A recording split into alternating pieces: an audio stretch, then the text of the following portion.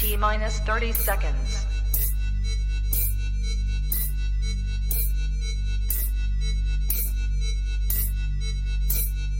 T minus 20 seconds.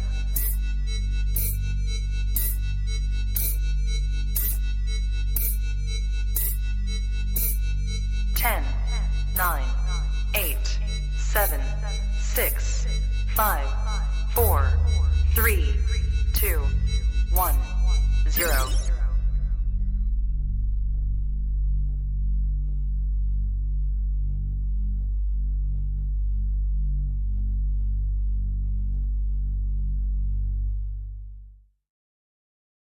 All right, guys, another week, another podcast. Excited about this one. I got Vin Russo on, and we got William Filipek here today, too. Before we get rolling, though, let's talk about our sponsors, man. Super Show's coming up. It's getting real close. If you haven't done it yet, you got to do it. It's worth the vacation. One of the more unique shows you'll see in the country. Always something I've never seen before between bugs, crustaceans, all kinds of stuff there. Also, US ARC. St. Louis show's coming up this weekend. I'm sure some of you guys are out there. I don't believe we're doing an auction, unfortunately. I might have misread that. But yeah, like I said, don't forget about US ARC. Donations in between. Our show season's over, so they need help in between. And yeah, okay, let's get this rolling. We got Vin Russo and we got William Filipek here for the conversation. Honestly, guys, appreciate you making time for doing this like always. Yeah, I'm going to go ahead and say it. Vin asked me to do this episode. I didn't ask him, so we're getting popular. Thank you, bud. Really appreciate it. William's a big fan of yours. I'm a big fan of yours. Same old. But we've always talked about kind of the beginning of your business. What it was like quitting your full-time job. One question I had for you, just because even Will is building his company up now, and he's got. How many species are you up to right now, Will? 35, 36, something like that. Okay, so really cool stuff, Ben. I think you're going to like his collection a lot. But when you started making changes in your business, when you went from doing it just as a hobby to having to make decisions about paying the rent, paying the bills, electric, did you ever get into species because of the relativity in the hobby and you knew there was going to be consistent income coming in? Or have you always just gone with what you wanted to make and you hope people wanted it too? That's a good question. I mean, I did do a couple of things that I knew would sell easier, like ball pythons. Don't get me wrong, I've been breeding ball pythons since probably the early 90s. When they weren't really, really popular. And, fortunately enough, I had that first leucistic born in 2000, I think it was. But prior to that, I was doing a bunch of ball pythons because they were good sellers and, I could make money with them. And they were really easy. So ball pythons for sure in the beginning.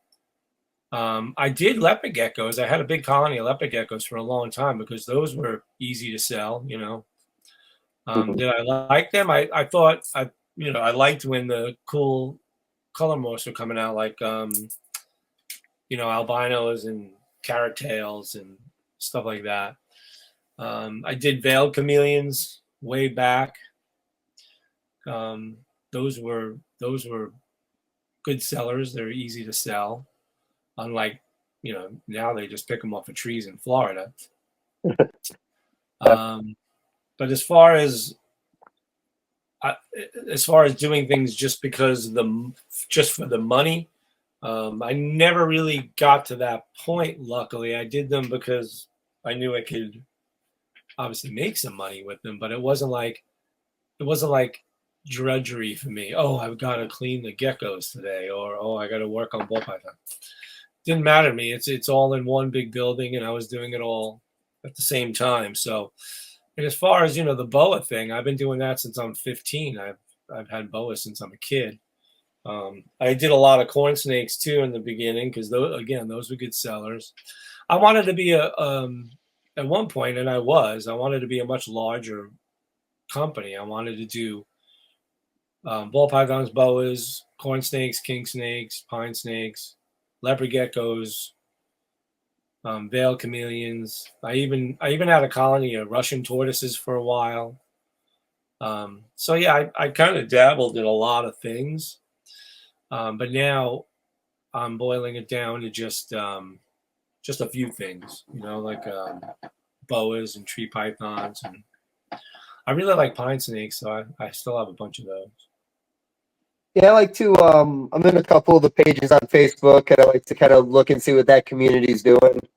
I find all the pine snakes out to be pretty appealing, and they're minimal on morphs, but I think I saw the leucistics hatching out about a week or two ago, which I thought were really unique. I like some of the natural black and whites. So everything species-wise you just talked about, you essentially did breed at least one time in your life, right? Oh, many times, yeah. Yeah. So like colubrids sometimes, I can make a few vanishing patterns a year, but if I make 100, I know I have an overseas buyer that's going to take them. And I kind of sometimes get a little bored with the lack of diversity, and I will say that I think that decision is made because I always know that buyer's there. I love the animals, and I try to make them a little better every generation, but that's one project that you get bored of looking at patternless snakes sometimes, I guess is the way of putting it. But that's just me. We're talking, in the early days of corn snakes, what projects were you working on? Well, from the way beginning, I had some of the first blood red corns from Bill Love, and I had mixed them into a few things. I mixed them into Anery and Hypo, so Ghost. So I was making Ghost blood reds, which were like unheard of. Nobody even knew what they were when I was making them. So that was a cool project. But again, blood red, the red is what sells. People were into that stuff. And in the very beginning with blood red corns, they were highly inbred to get to that point, and a lot of them would only eat anoles. They wouldn't really eat pinkies because they were, I guess whoever started it, I don't know exactly the exact name, but whoever started it was using a race of corn snake that probably is southern, like maybe Miami or something like that really liked anoles. So I remember in the way beginning buying anoles to feed those things, and they did eat them. Eventually they'd switch to pinkies and mice, which is like unheard of today. Corn snakes that eat anoles, It's like dealing with tree pythons that want to eat geckos. Yeah, no, that's true. That's a good segue, William. You want to talk a little green tree pythons before we jump back to the past again? Yeah, like I know you had Eugene. You bought a lot of stuff. That's where you got your original stock from what I remember. And did you get all your stock from there, or did you do import stuff too with the green pythons back in the day when you got into them? No, I started with imports like in the 80s. Okay. And I met Eugene in 87, I think it was, 86 maybe. And I knew he was doing tree pythons back then, but back then they were untouchable, meaning tree pythons from Eugene and Trooper were very expensive. So I was doing all the wild caught stuff back then. And back then we didn't know where they came from. We didn't have any idea. Right. Like the first Arus I had, it's so long ago, I don't remember whether or not they called them Aru, but I remember me calling them Aru sometime by the early 90s, mid to mid 90s. So we must have been given a clue as to where they came from. And for me, they were very easily distinguishable from other races of green tree pythons because, as babies, they were always yellow. And they were, as they transformed from the yellow to the green, they looked like they were like a light green, yellow, blue, like they looked like they were bleached almost. They had a really cool, color change that to me was like very distinguishable. Only that race had that. So I was selling them as Arus, and people were buying them. And they weren't cheap back then because not a lot of guys were breeding stuff like that. I remember Beox coming in. Again, I don't remember them being called Beox, and I remember at some point somebody letting us know, probably Cameron from Bushmaster, that oh, those are Beox. So I kept all the races separate, and then in I think the late '90s, early 2000s, I started dabbling into some of the designer stuff, even though there wasn't much around. I remember going to Eugene's place and seeing these unbelievable tree pythons. I mean, they were, for me, I was really into the yellow. If an adult was yellow, that blew me away because it was so different from what I was used to. I was used to just green tree pythons. So yeah, Eugene had what he called the OS High Yellow, Ophiological Services. And I remember like drooling over these things and just saying to myself, they're untouchable. I'll never be able to afford those things.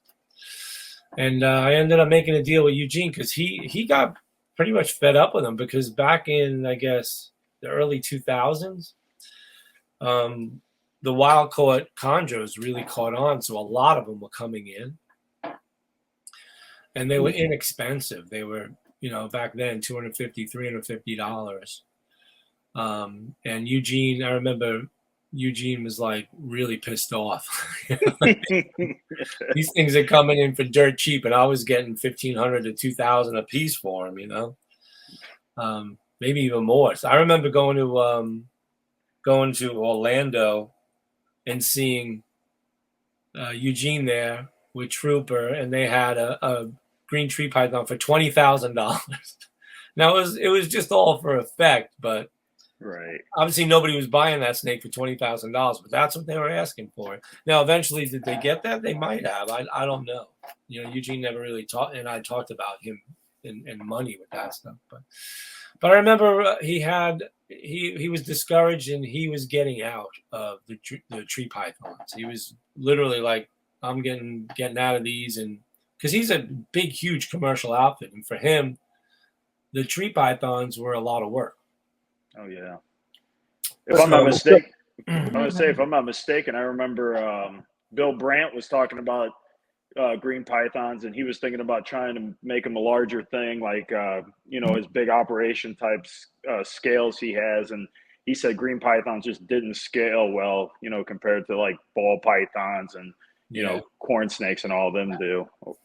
Yeah, plenty of people who tried to be a commercial green tree python breeder, and it takes too much time and discipline. They're not set it and forget it like a ball python. They're not feed them and breed them. There's too many compensating factors involved. There's too much humidity. I mean, if you dry them out, you really screw them up. Right. So there's a lot of time and discipline. And for Eugene, as time went on, that it wasn't worth the effort, especially since people were paying so little for the wild caught stuff that was coming in. So he knew I was drooling over a bunch of ones he had. And when the bull pythons were taking off, I guess it's probably early 2000s, he had said to me, Vin, I want to get into some more ball pythons. I know you got a lot of cool stuff. Maybe we can do a barter. So I went and picked out, I think, pretty much the four of the last snakes he had in his collection at the time. And I think he ended up just like giving me one of the males, like, just take this one too, and I gave him a lot of ball pythons. I don't remember the exact amount. I don't remember the exact transaction. I'm sure I have it written down somewhere, but it was a lot of ball pythons. And I remember meeting him up in a hotel in Philadelphia. There used to be like a King of Prussia reptile show. And meeting up with him, he had a box full of chondros. I had a box full of ball pythons, and we did the trade. And I was the happy owner of, I think, 5 OS animals. And I bred them. Believe it or not, there was one female that was Eugene's that it never laid eggs for him.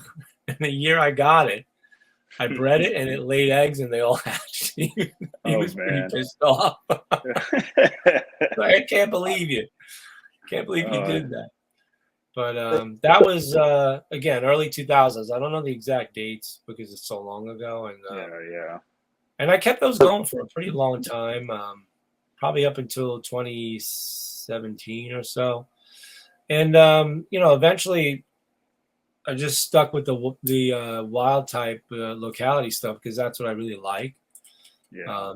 And my apprentice, Kenny, came in and was really into tree pythons. Like he was nuts about them. And it kind of rekindled it for me because, you know, when you're around something for so long, you know, 30 years dealing with something, the esteem starts to wear off a little bit. Yep. Oh, yeah. So it's a more ambitious, younger set of eyes on things make you realize, wow, these things really are pretty cool, and I should do a little bit more of them, you know. Right. What are you up to now, collection-wise? You with your green pythons, you still got a substantial amount of them, or still fairly small with your collection? No, I built it up over the last couple of years. It's pretty substantial now. Yeah. Okay.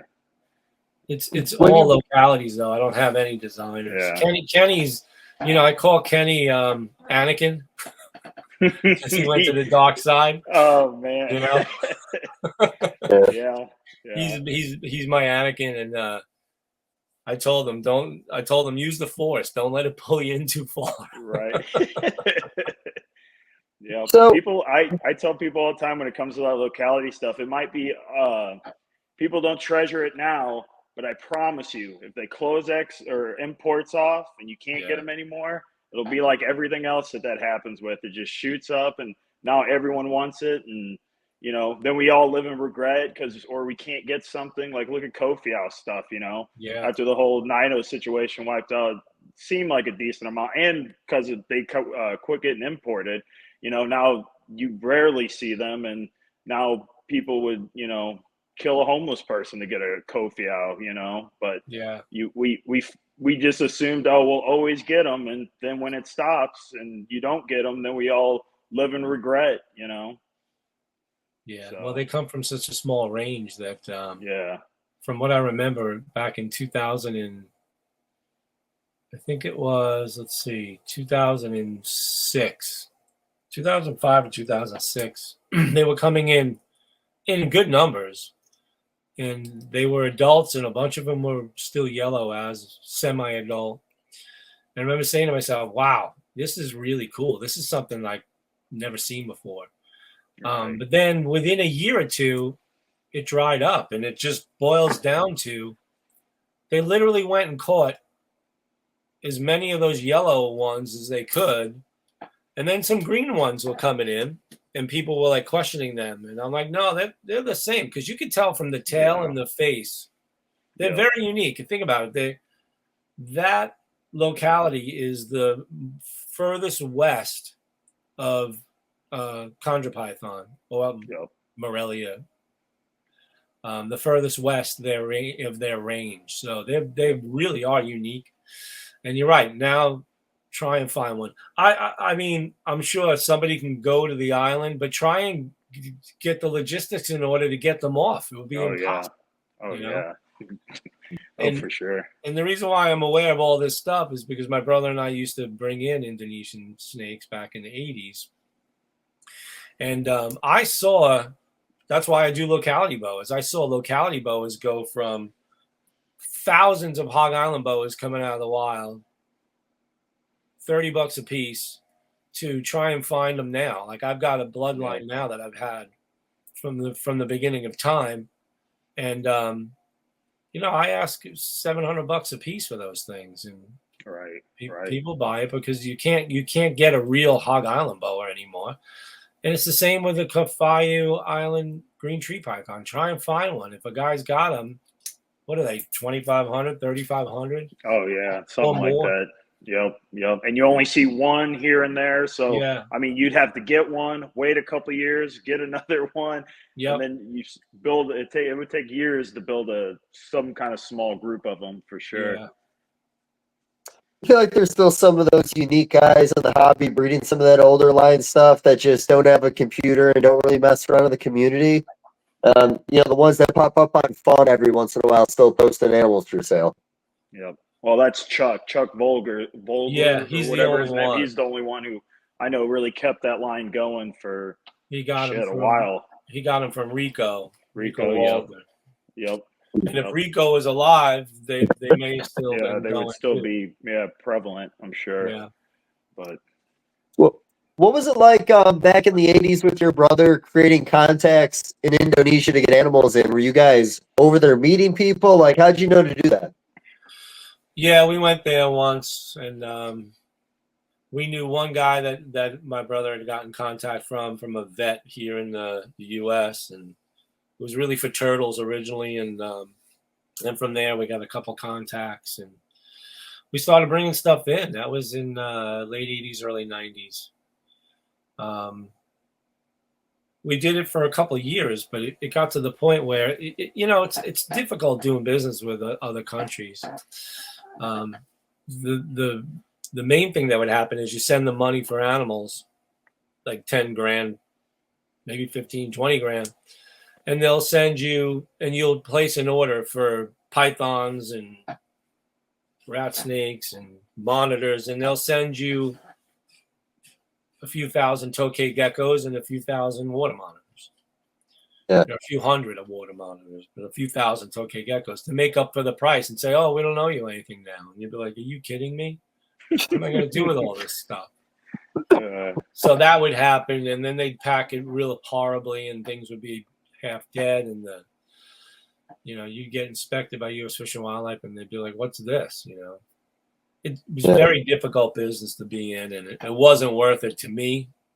We didn't do it long, but we did bring in some cool stuff. I mean, we got in a couple of shipments of Indonesian pythons, like Papuan pythons. I remember getting some of the first Sumatran short tails, the black ones, way back, and some of the brown ones with the yellow heads too.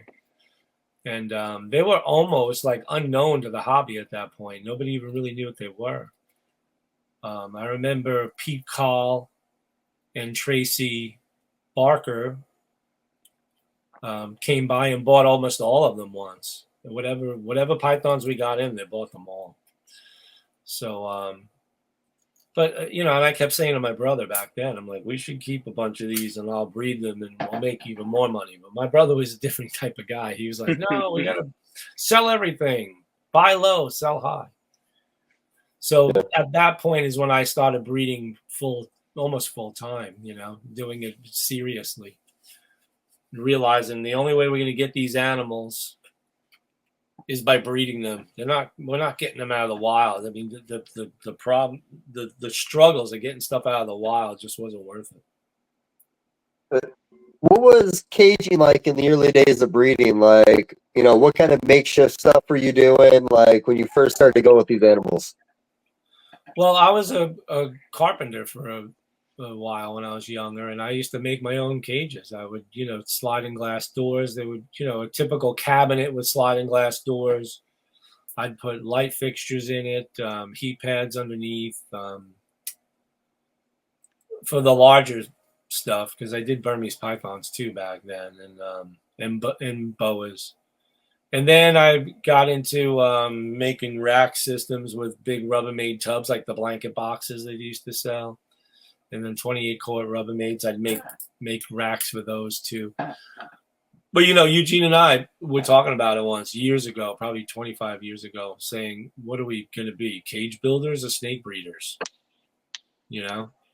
And luckily, probably more than 25 years ago, luckily guys like Lindy were making Freedom Breeder. I remember buying Freedom Breeders from Lindy for ball pythons back in the early 2000s, maybe late 90s. And Scott from Vision Plastics started making really cool stuff that I was buying too. So yeah, I was making my own stuff. Yeah, I think the gray Vision cage is probably to this day the best cage that has ever been created. You could drop them down the stairs, other than maybe the glass break, and those things literally last forever. Yeah, I think you I can't kill 'em. started. Yeah, I got lucky because I got some pretty cheap back in the day. So when I started breeding boas, my first litter was in like a stack of like five or a stack of three of those into the 5 foot wides. But I always like those cages. You said they're breakable though. You broke a few. No, I said they're unbreakable. Okay. So back to short tails a little. What were the attitudes like back then? Were they piss and vinegar like everyone said, or were they calm? The black ones were calm. The brown ones with the yellow heads and orange eyes were not calm. I feel the Sumatrans always freaked me out. I don't know what it was when I first saw them when I got in the hobby. I think I saw them at the Hamburg show along the bleachers. But they looked a little more evil than the other ones. Their eyes were a little more shifty, I felt. I don't know. Believe it or Sounds not, awful what I'm saying right now. those It black does. ones, the jet black ones and the chrome heads, those are very calm. I mean, they're like big ball pythons. That's the only reason why I still have them. I used to have the Malaysian, the red ones. Yeah. And those literally erupt. I mean, like explode with trying to bite you, because they think about where they come from in the wild. They lay in ambush and wait for something to walk by, and it could grab you. So I don't have those anymore. I just have the black ones. Those I like the best. I like them too. There hasn't been any mutations that have popped up for the Sumatrans, has there? There's a T positive, and that's in the pumpkin heads, or the one, the browner ones. Yeah, the brown ones. And the Sumatrans are the southern ones, the black ones and chrome heads. I think Vin has his tuxedo. I don't know, is that a inheritable trait or a polygenic trait, or no? It's simply inheritable. inherited?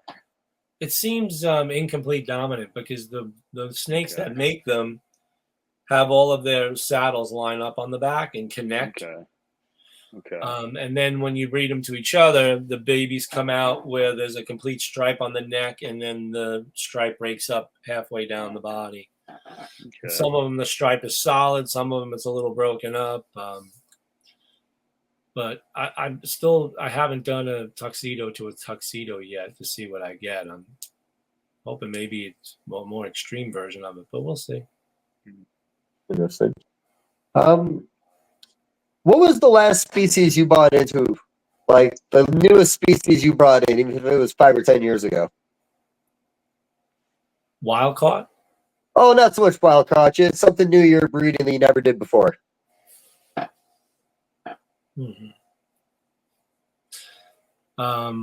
Western blue tongue skinks. Okay, I remember you had those for a little while. Did you get a litter out of those guys? Nope, I ended up selling them. I remember that. Yeah. I think I remember the guy who picked them up. I know there are a couple guys in the United States that did have success with that this year, all the way across the board with some of the weird stuff, and quite a few shinglebacks have been born in captivity over the last 2 years. I know one. Oh, go ahead. I said, oh, yeah, I know. But the one breeder, God, I think he might head upwards of 7. And I think there was another guy in New Jersey. I feel so bad I don't remember his name right now. It's just one of those days. But he was showing me his collection, and honestly, across the board, he was doing, I think, blotchies. He had success with Westerns, I'm pretty sure. That's Johnny Rax. Johnny, there you go.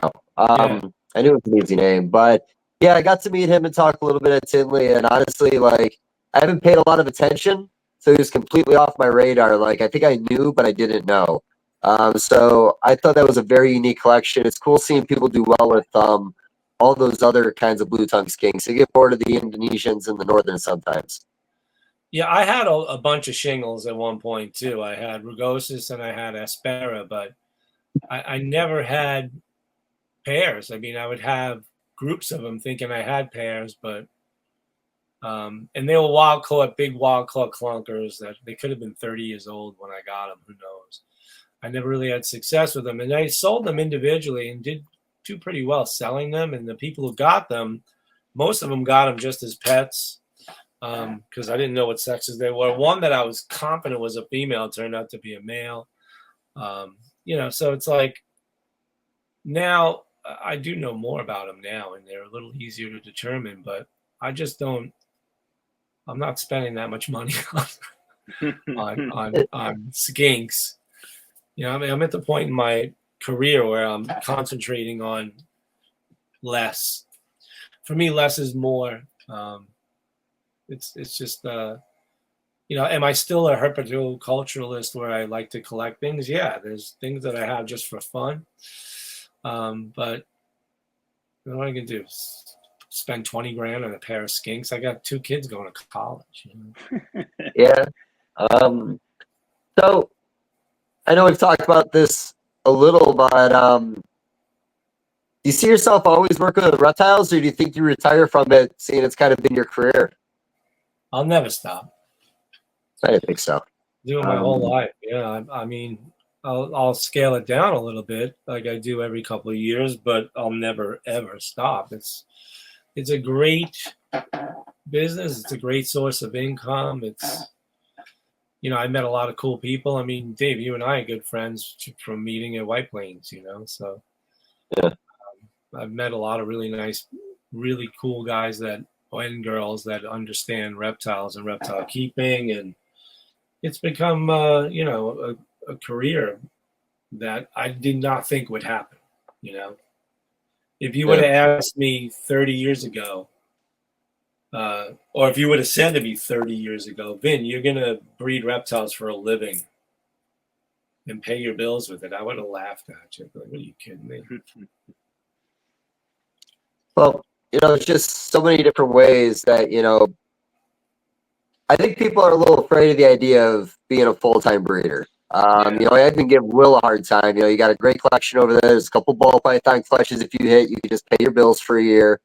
But, like, you know, I still look at my stuff almost all the time, wondering if what I have makes sense for what I'm doing.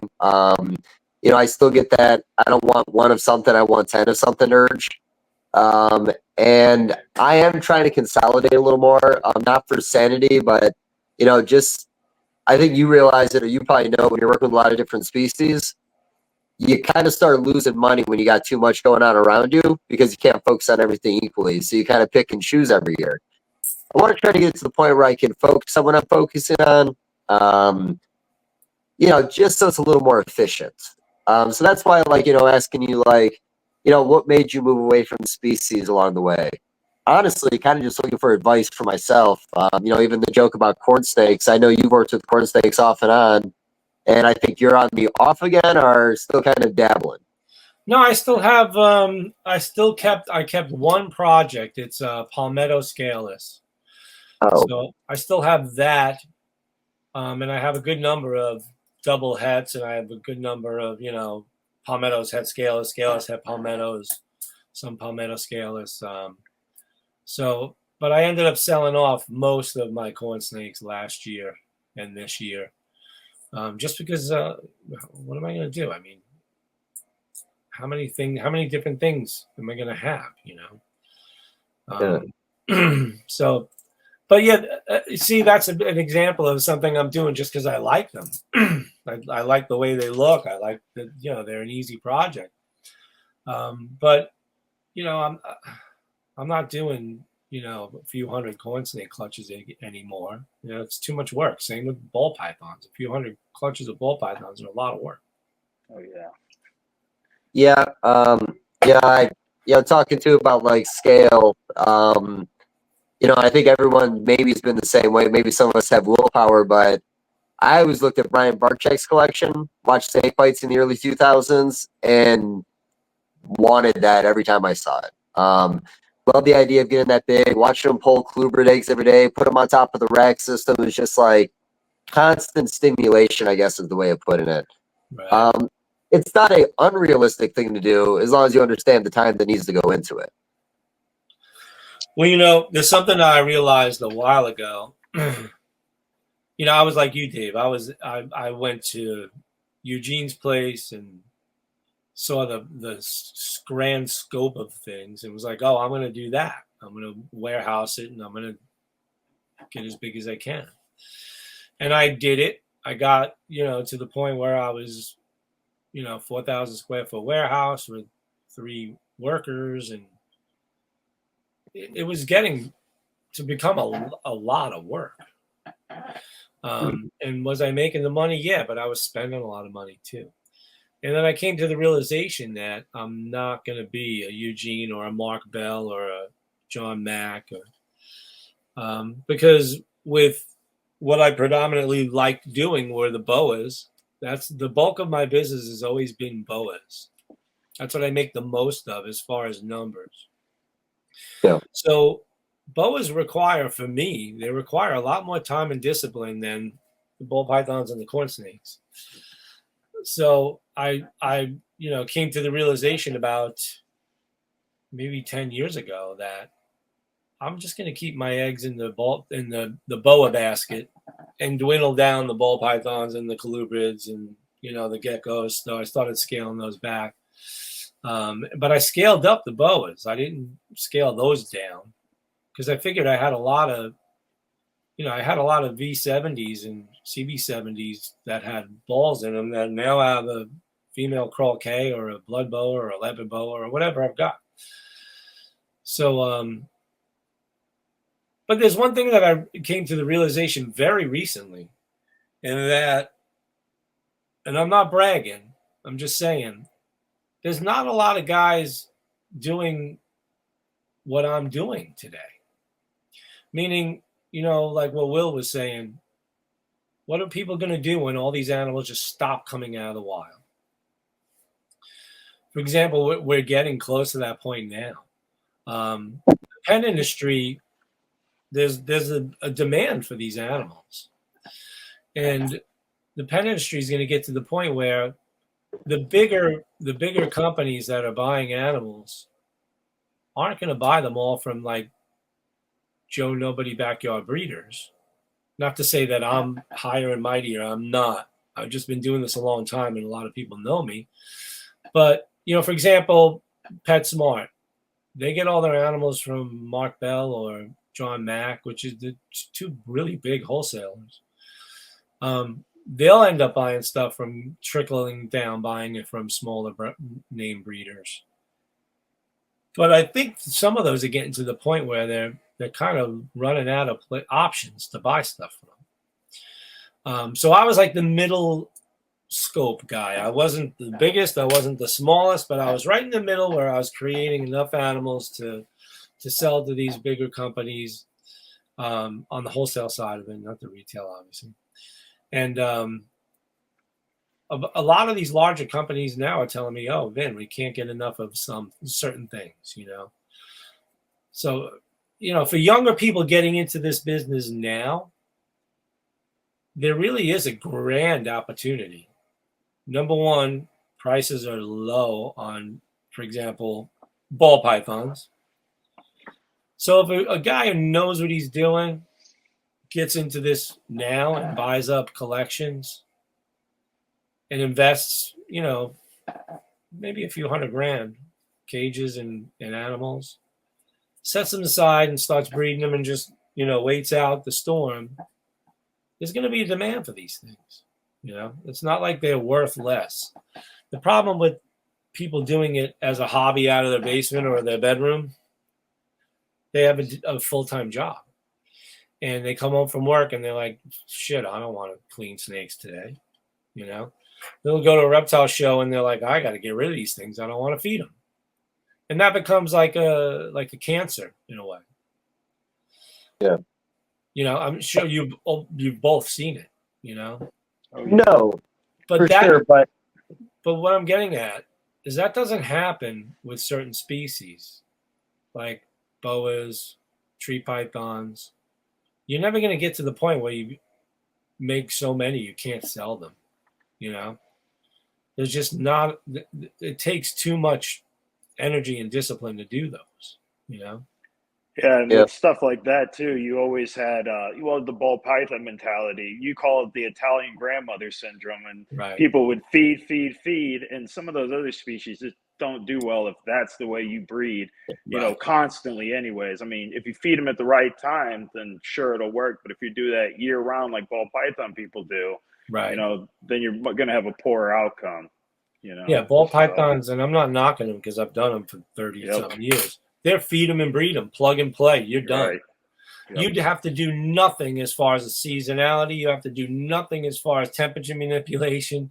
You don't have to do a thing. Just feed them, and they'll start developing eggs. Why do you think so many guys got into the whole sonogram part of that, spending 10 grand on a sonogram machine? Because they didn't have the faintest idea when their females would be developing eggs. Because they'd be doing it 12 months out of the year. There'd be different females developing eggs, and they didn't know. You know, so it's like, but when you're doing things seasonally, you know exactly when they're going to go, and that's when the males go with them. But you can't do that recipe with boas and tree pythons, you know, or, you know, other types of, you know, Indonesian pythons. How many guys are breeding Moluccan amethystine pythons? Oh, You know? almost no one. Right. You know, I mean, that's the coolest snake there is. It's a chartreuse yellow python, and nobody's breeding them. Nobody. Right. Yep. No, for sure. So I think, you know, the commercial side of this business is still very viable.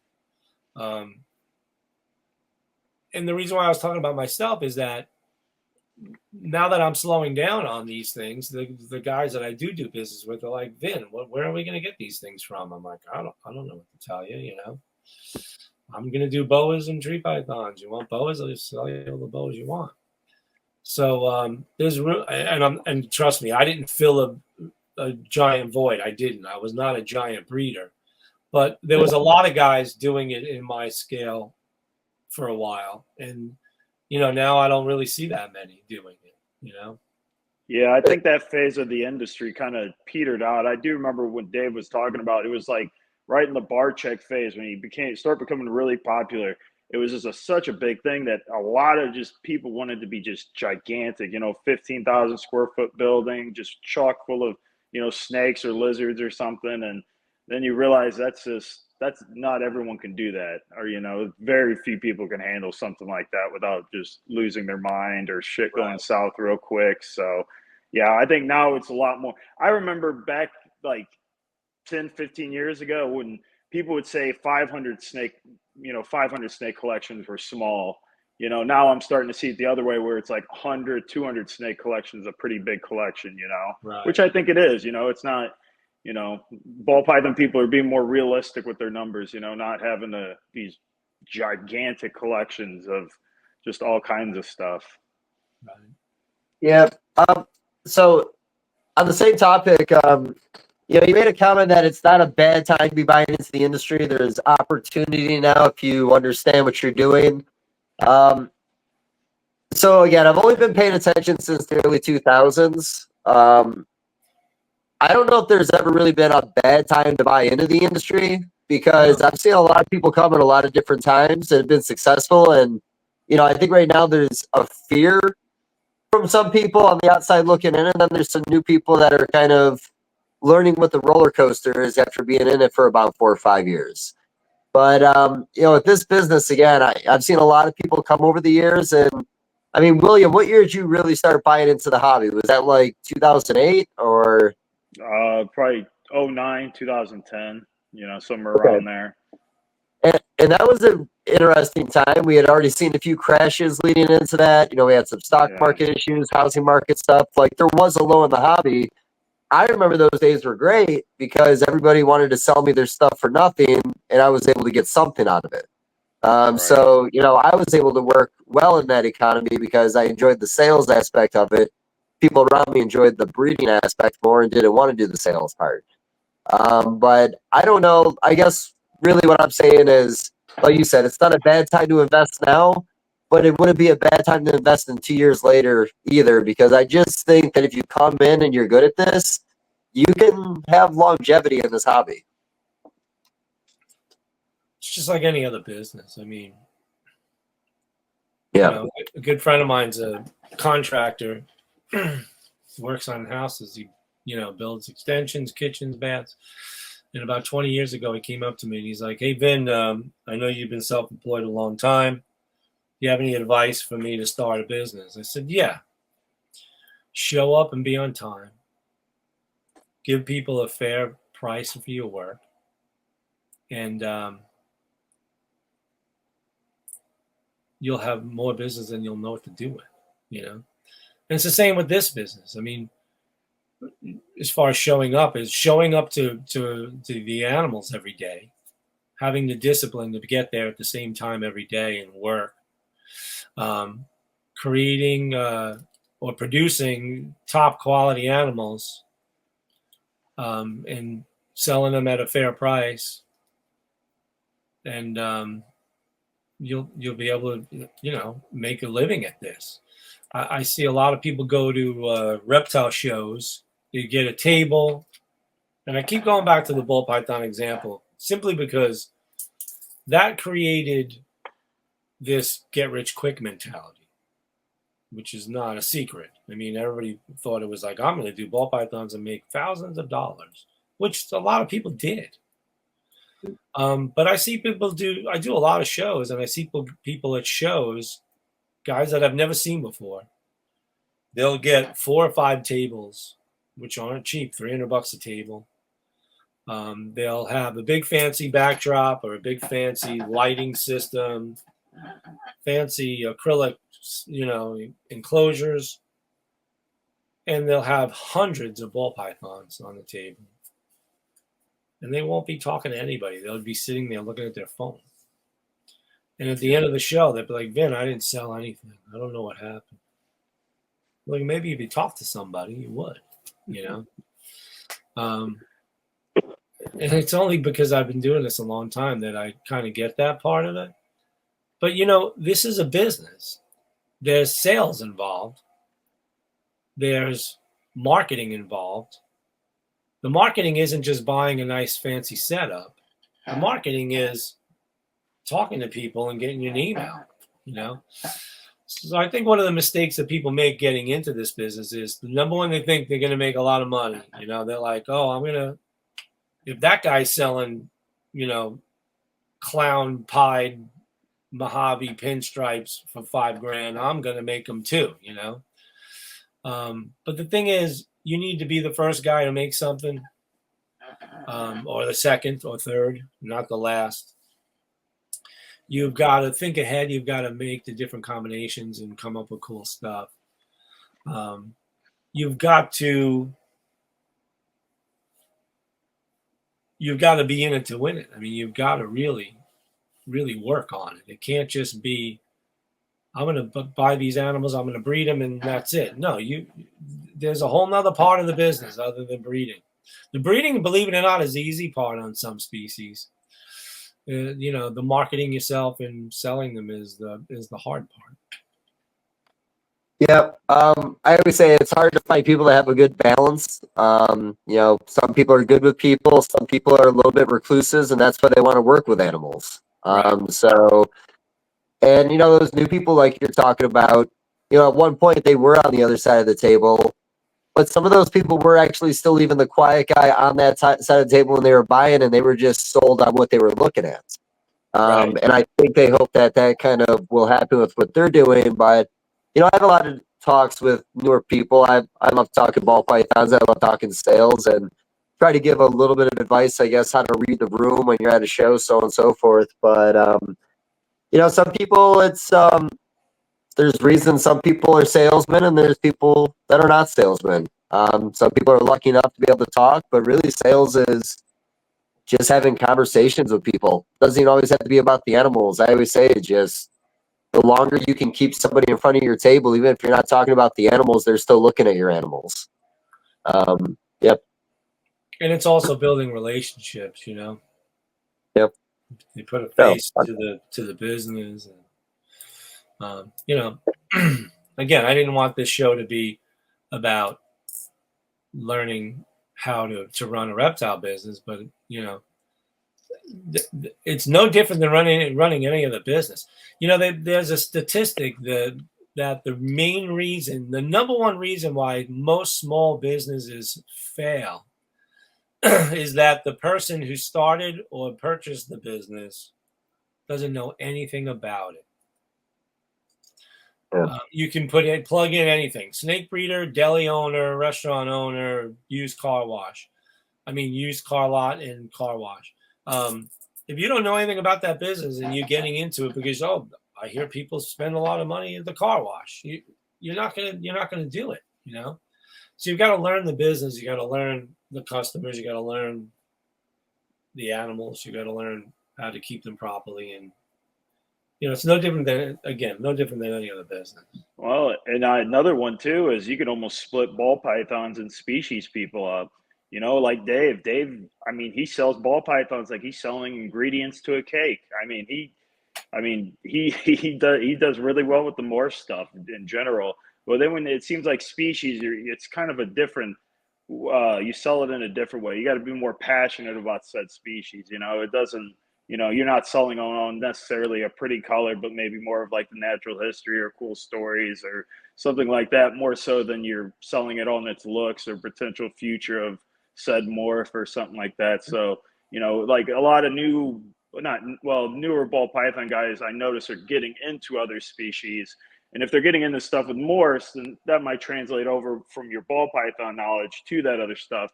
But if you're doing it more like, say, white-lip pythons or certain localities of boas that don't have morphs, well, then it's a little bit different. You know, it's not so much I'm selling you on this to make some future project later on down the road.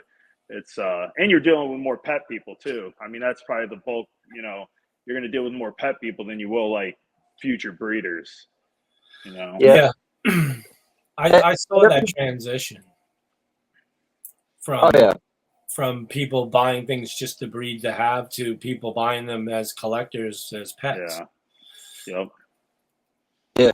I feel like there's always been collectors in the industry. I find that there's more people in the pet sector that are willing to spend more money on an animal now, especially if it's like Angolan pythons. We're another good example. Tinley, like 2 or 3 shows in a row.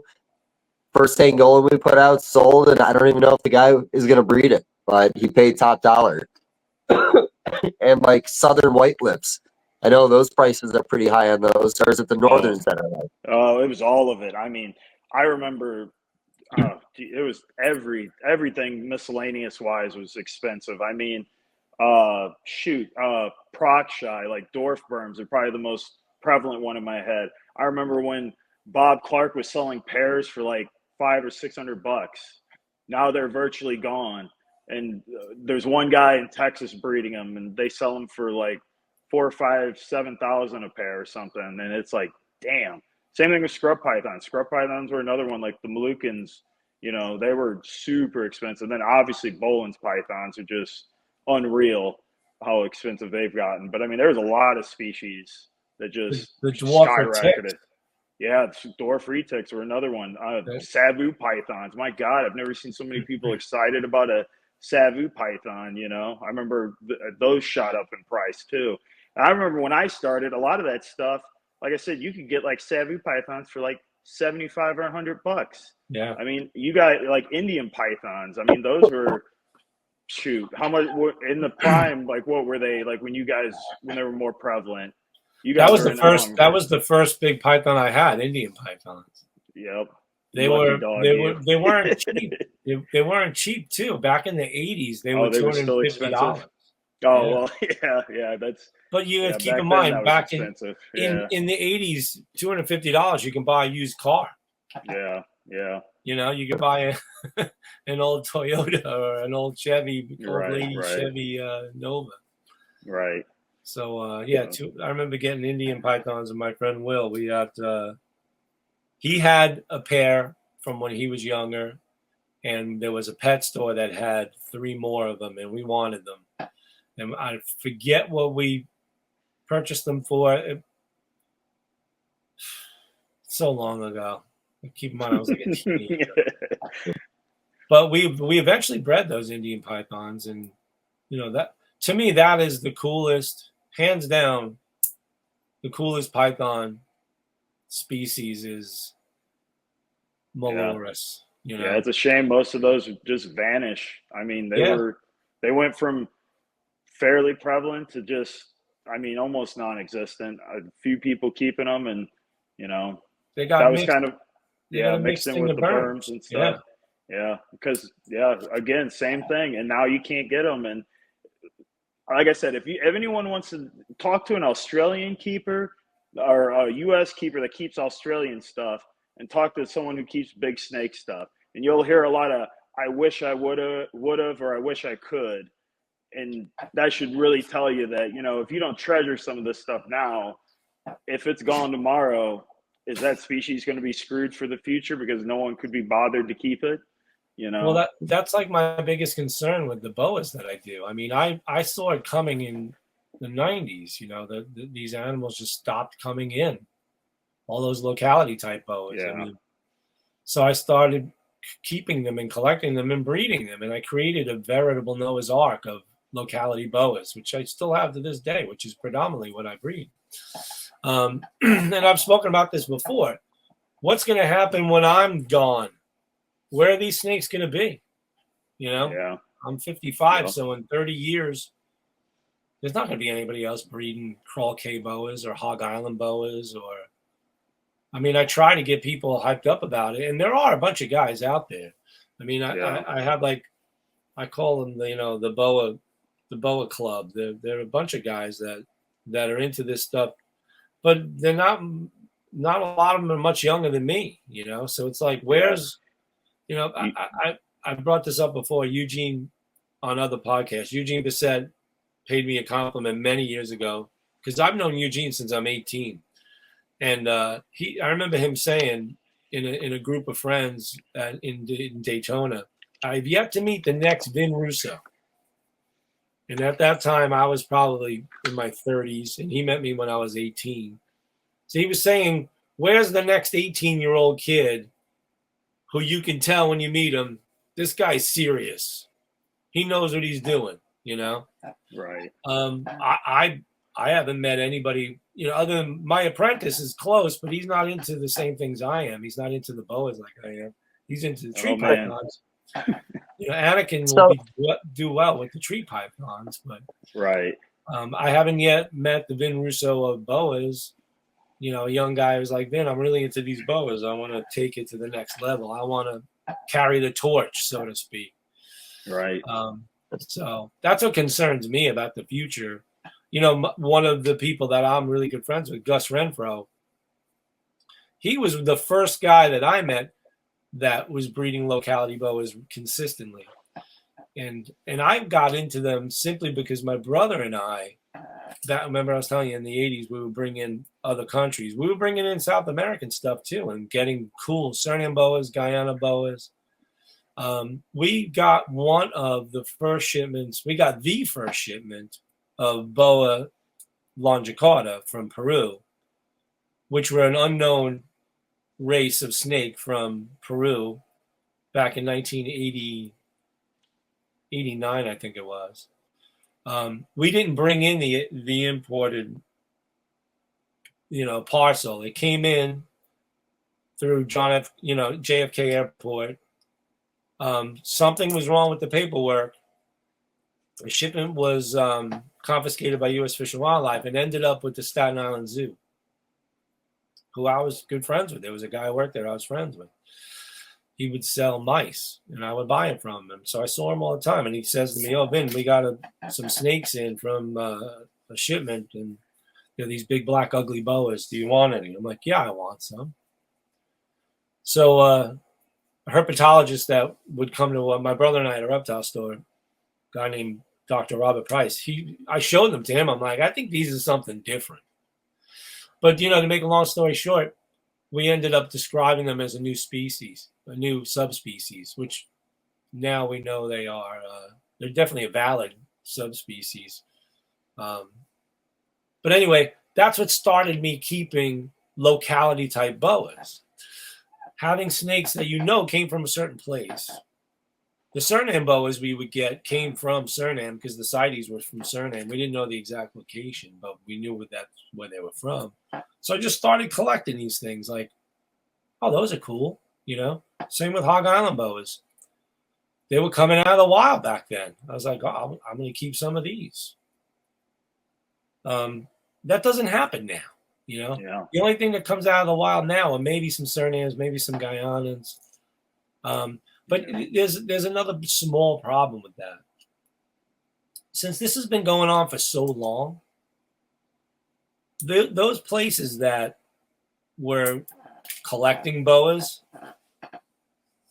they saw there was money in it. They would collect boas, collect rabid ones, let them give birth. If they filled their CITES, they would let them all go.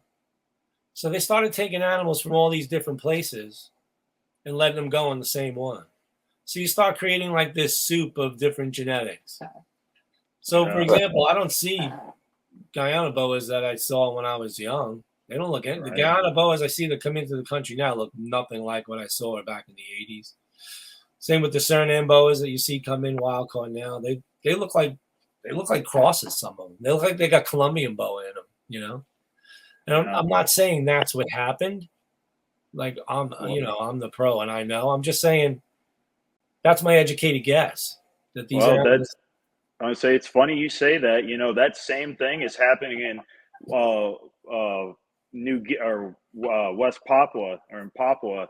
Is you're getting like biak. Biak has a bunch of southern scrubs and New Guinea frillnecks and a bunch of these invasive species because biak was a hub where a lot of stuff went to. Right. And like you said, if they just had too many, they just release them. Yeah. So now you have populations. They have Daniel Natouche, who did the paper on the green pythons. He was talking about this with Stephen Cush, and I was like, wow, I didn't know it was such a problem. Like they have populations of retics on Papua too, and they have quite a few different species, up in there. But I mean, it's not. I guess, especially in South America, hearing Vin talk about it, I guess I wouldn't be surprised there either because, I mean, if you got too many, you got to put them somewhere, or take them somewhere if no one wants them. It's also one of the theories why all of these ball python mutations started occurring after, the late 90s, early 2000s, coming out of the wild, so to speak. Right. Because, keep in mind, Ghana, Benin, and Togo would get quotas for hundreds of thousands of ball pythons. They would send out collectors hundreds of miles to get them, bring them to the hubs, which were Benin, Togo, and Ghana, and then ship them out. They'd fill the quotas, and they're like, what do we do with the rest of these? Bring them to a fetish market, let them go. They didn't know what to do with them. So they started scattering genetics into the different populations. Right. So one of the theories is that's how a lot of these mutations started popping up. You're spreading, it's no different than what's being done in captivity. Look at the green tree pythons. I mean, those animals to me they're four-way crosses, because they figured out there's 4 different subspecies of green tree pythons now. 2 species and 4 subspecies. So it's like you're creating, all those designer type things are literally 3-4-way crosses that all these cool genes start mixing and creating color that you've never seen, that you won't see in the wild. Yep. So it's just my theory. I don't know if it's true, but that's why a lot of the boas that I have are from a specific place, like Pokeground Surinams. They have a very specific look, a very old school Suriname look. And, people will be like, oh, Vin, I want a Pokeground Suriname because I've got a Suriname at home I want to breed it to. I'm like, no. That's like you're just mixing genes now. You're mixing localities, even though it's the same species. The whole reason why I'm keeping them pure is because they have a specific distinct look to them that will get lost, like I'm seeing already, as far as not my Pokegrounds, but as far as all the Surinames that come out of the wild now look nothing like what I saw 35 years ago. So you made the comment earlier about somebody else coming up in the game with equal appreciation for this kind of stuff. I feel like the last 20 years in the hobby have been so incredibly ball python motivated, and I do think it's going to continue being that way. But I really think that there is a different mindset in the hobby, and there is this new generation coming in. And, again, I put William in that category too, of just like, passion piece breeders, guys that go after what they want, and even if ball pythons brought them in the game, they find something else they would rather pursue. Right. You know, even like the bioactive community I bring up all the time, like even that kind of shows like the evolution of where the hobby is, or how people want to start keeping their animals. So I think the right guy will come around when you talk about that younger generation, just based on what I see in the community nowadays. Yeah, that's my hope. You know, I don't want it to just collapse. I mean, you know, I talked about Gus Renfro. He's a little older than I am. I think he's maybe 20, almost 20 years older than me. And he got out of it in 2012, not because he wanted to, because he had to. They were just changing legislation where he lived and just bothering him to the point where it's just like, I don't want to do this anymore. And you get to a point in your life where that happens. I hope that doesn't happen to me. But what I'm getting at is like, he was one of the pioneers. I feel that I was too, but he was doing it before I was, you know? And he's the one who gave me the idea, like, oh, shit, we better preserve these things for the next generation, because we're not going to see them anymore. You know, they're going to be gone. And that's my whole business model, is preserving animals for the future. You know, this year I sent some croquet boas to St. Louis Zoo. Bronx Zoo has my Hog Island boas. You know, I sent a bunch of boas to Reptilandia, Quetzal, and Ari. So it's like the zoos are realizing these are unique creatures too. We need to preserve them also. So let's hope that that continues, you know. And, you know, hopefully younger people, like Dave said. I know what you're talking about too, Dave, because I meet a lot of, you know, enthusiastic young people, but I just hope that they, you know, do it for the right reasons, not getting into it just because they, you know, make some money at it, which is great too. I mean, Right. Don't get me wrong. Well, there was a quote Vin used to say that I thought was pretty prevalent for like around for this kind of moment was, you know, when you first get in, it's usually the flashy colors. You know, you equate it to cars, you know, when you're young and stuff, it's, oh, the pretty paint job on the car. And, you know, people aren't as worried about it, the way the car runs or what makes the car run until you get a little older and, you know, the color is still cool, but it starts wearing off a little bit or loses its luster. So then you start looking for what else makes this animal interesting. And sometimes it's more on a, you know, internally or historically, you know, stuff like that becomes a lot more intriguing, or just as intriguing as just what does this animal look like aesthetically, you know? So I always thought that was a cool quote that Vin had was, you know, nowadays, or when you're new, it seems like you're more fascinated with the color of the car than you are the way it runs. So yeah, you got all kinds of good quotes, Van. I can quote a few of them. Yeah. You should start writing them down. Right.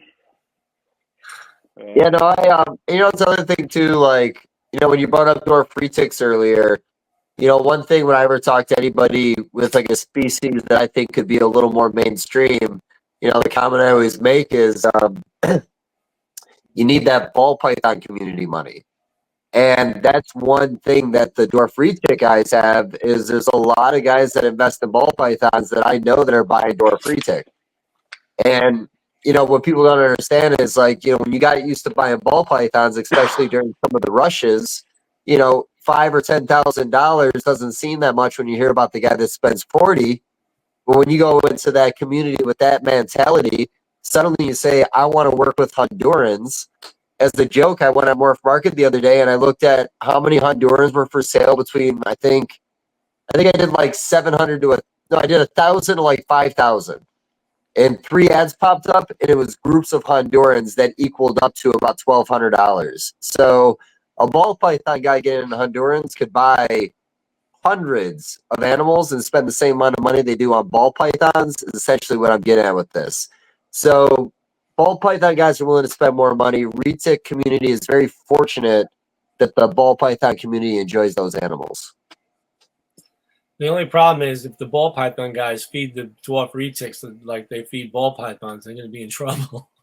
Yeah. There's a discipline I find with those guys. I feel like where there's a lack of discipline, and it's not even a lack of discipline, it's the fact that the animals can. And that's kind of maybe a bad way of putting it. I've had discussions with the Australian breeders about like breeding a blue tongue skink at a year old.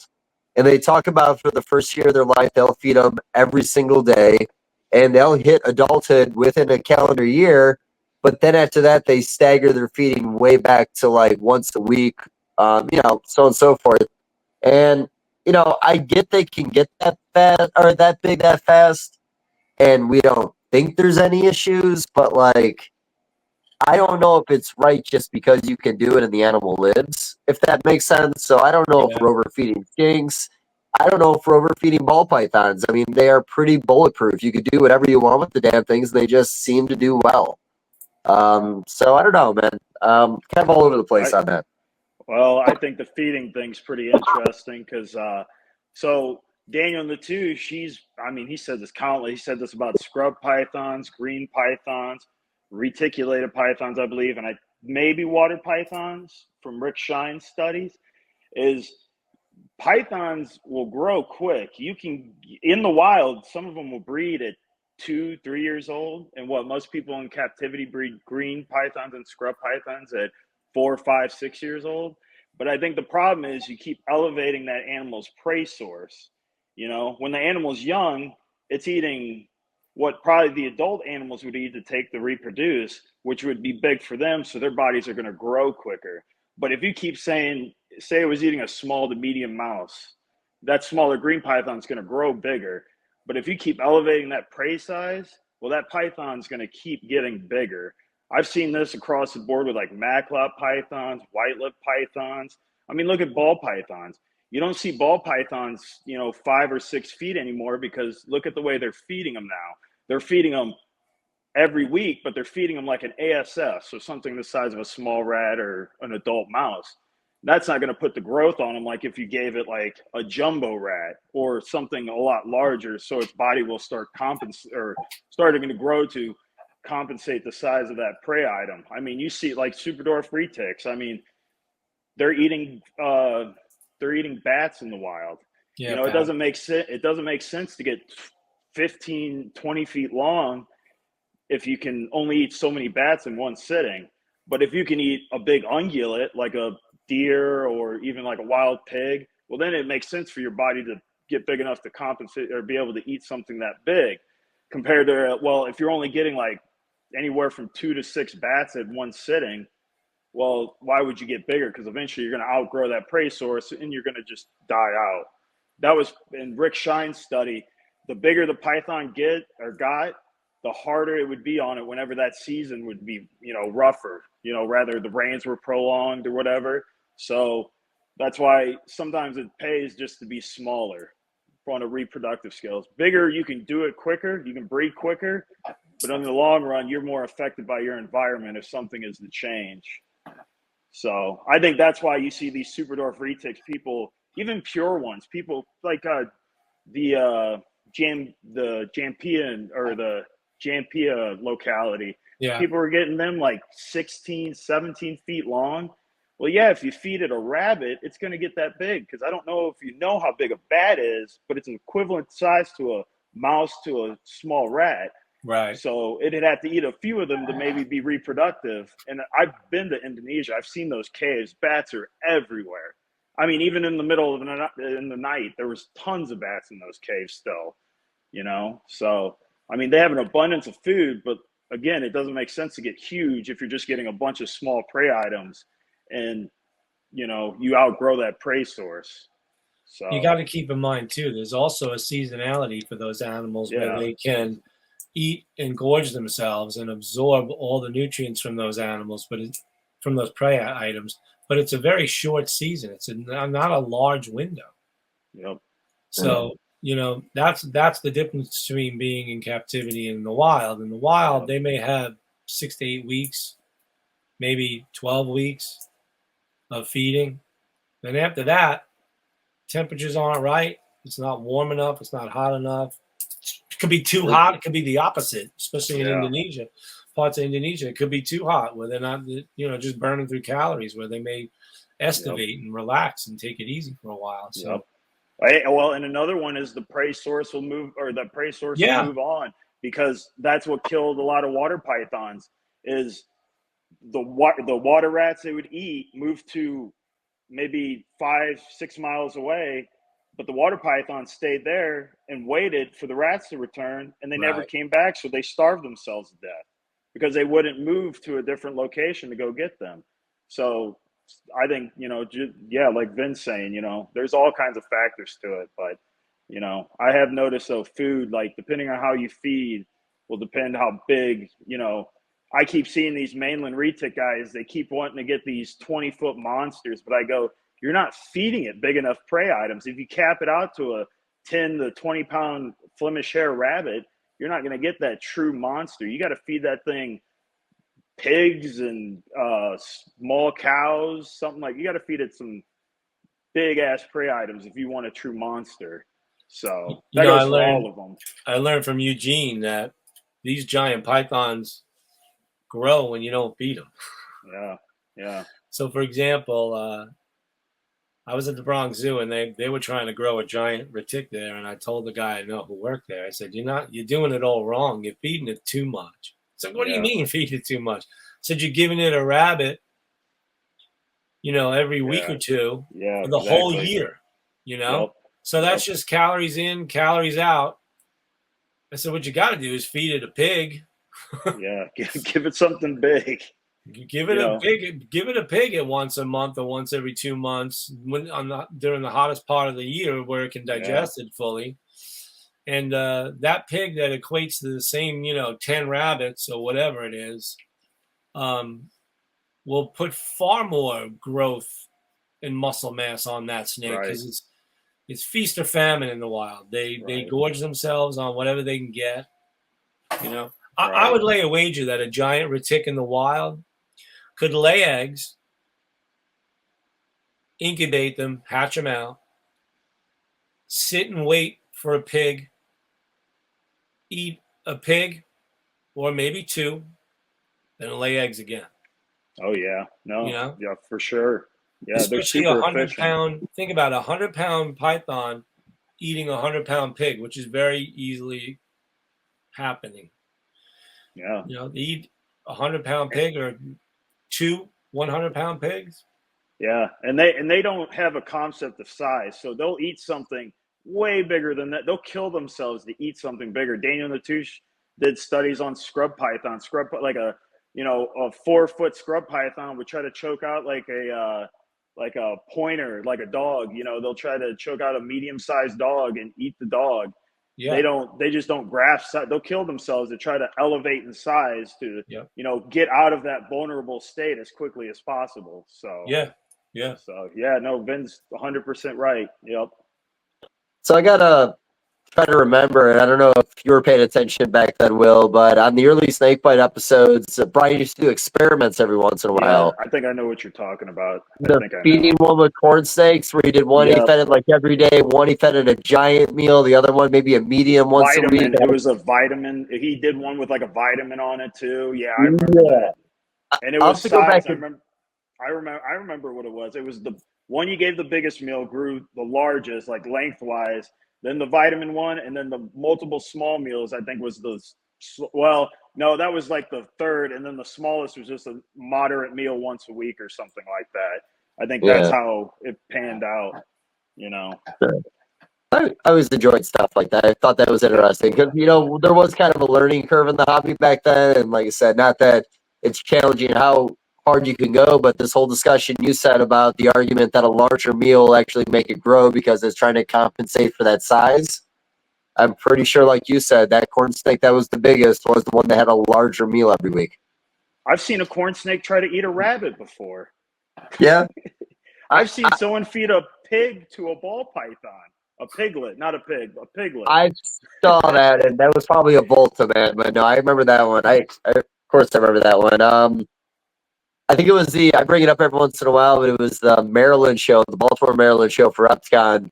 And this guy came in with a snake bag, and I was a curious kid. You walk in with a bag, you're probably wheeling, dealing, or maybe doing something at the show. So I asked him what he had in the bag, and he kind of had me guess. And I'm looking at it, I couldn't even get close. He pulled out an aneurystic corn snake that must have been eating medium rats. Like, it was the big. I haven't seen a rat snake as big as this corn snake was, and it always stood out to me, and it looked fucking awful.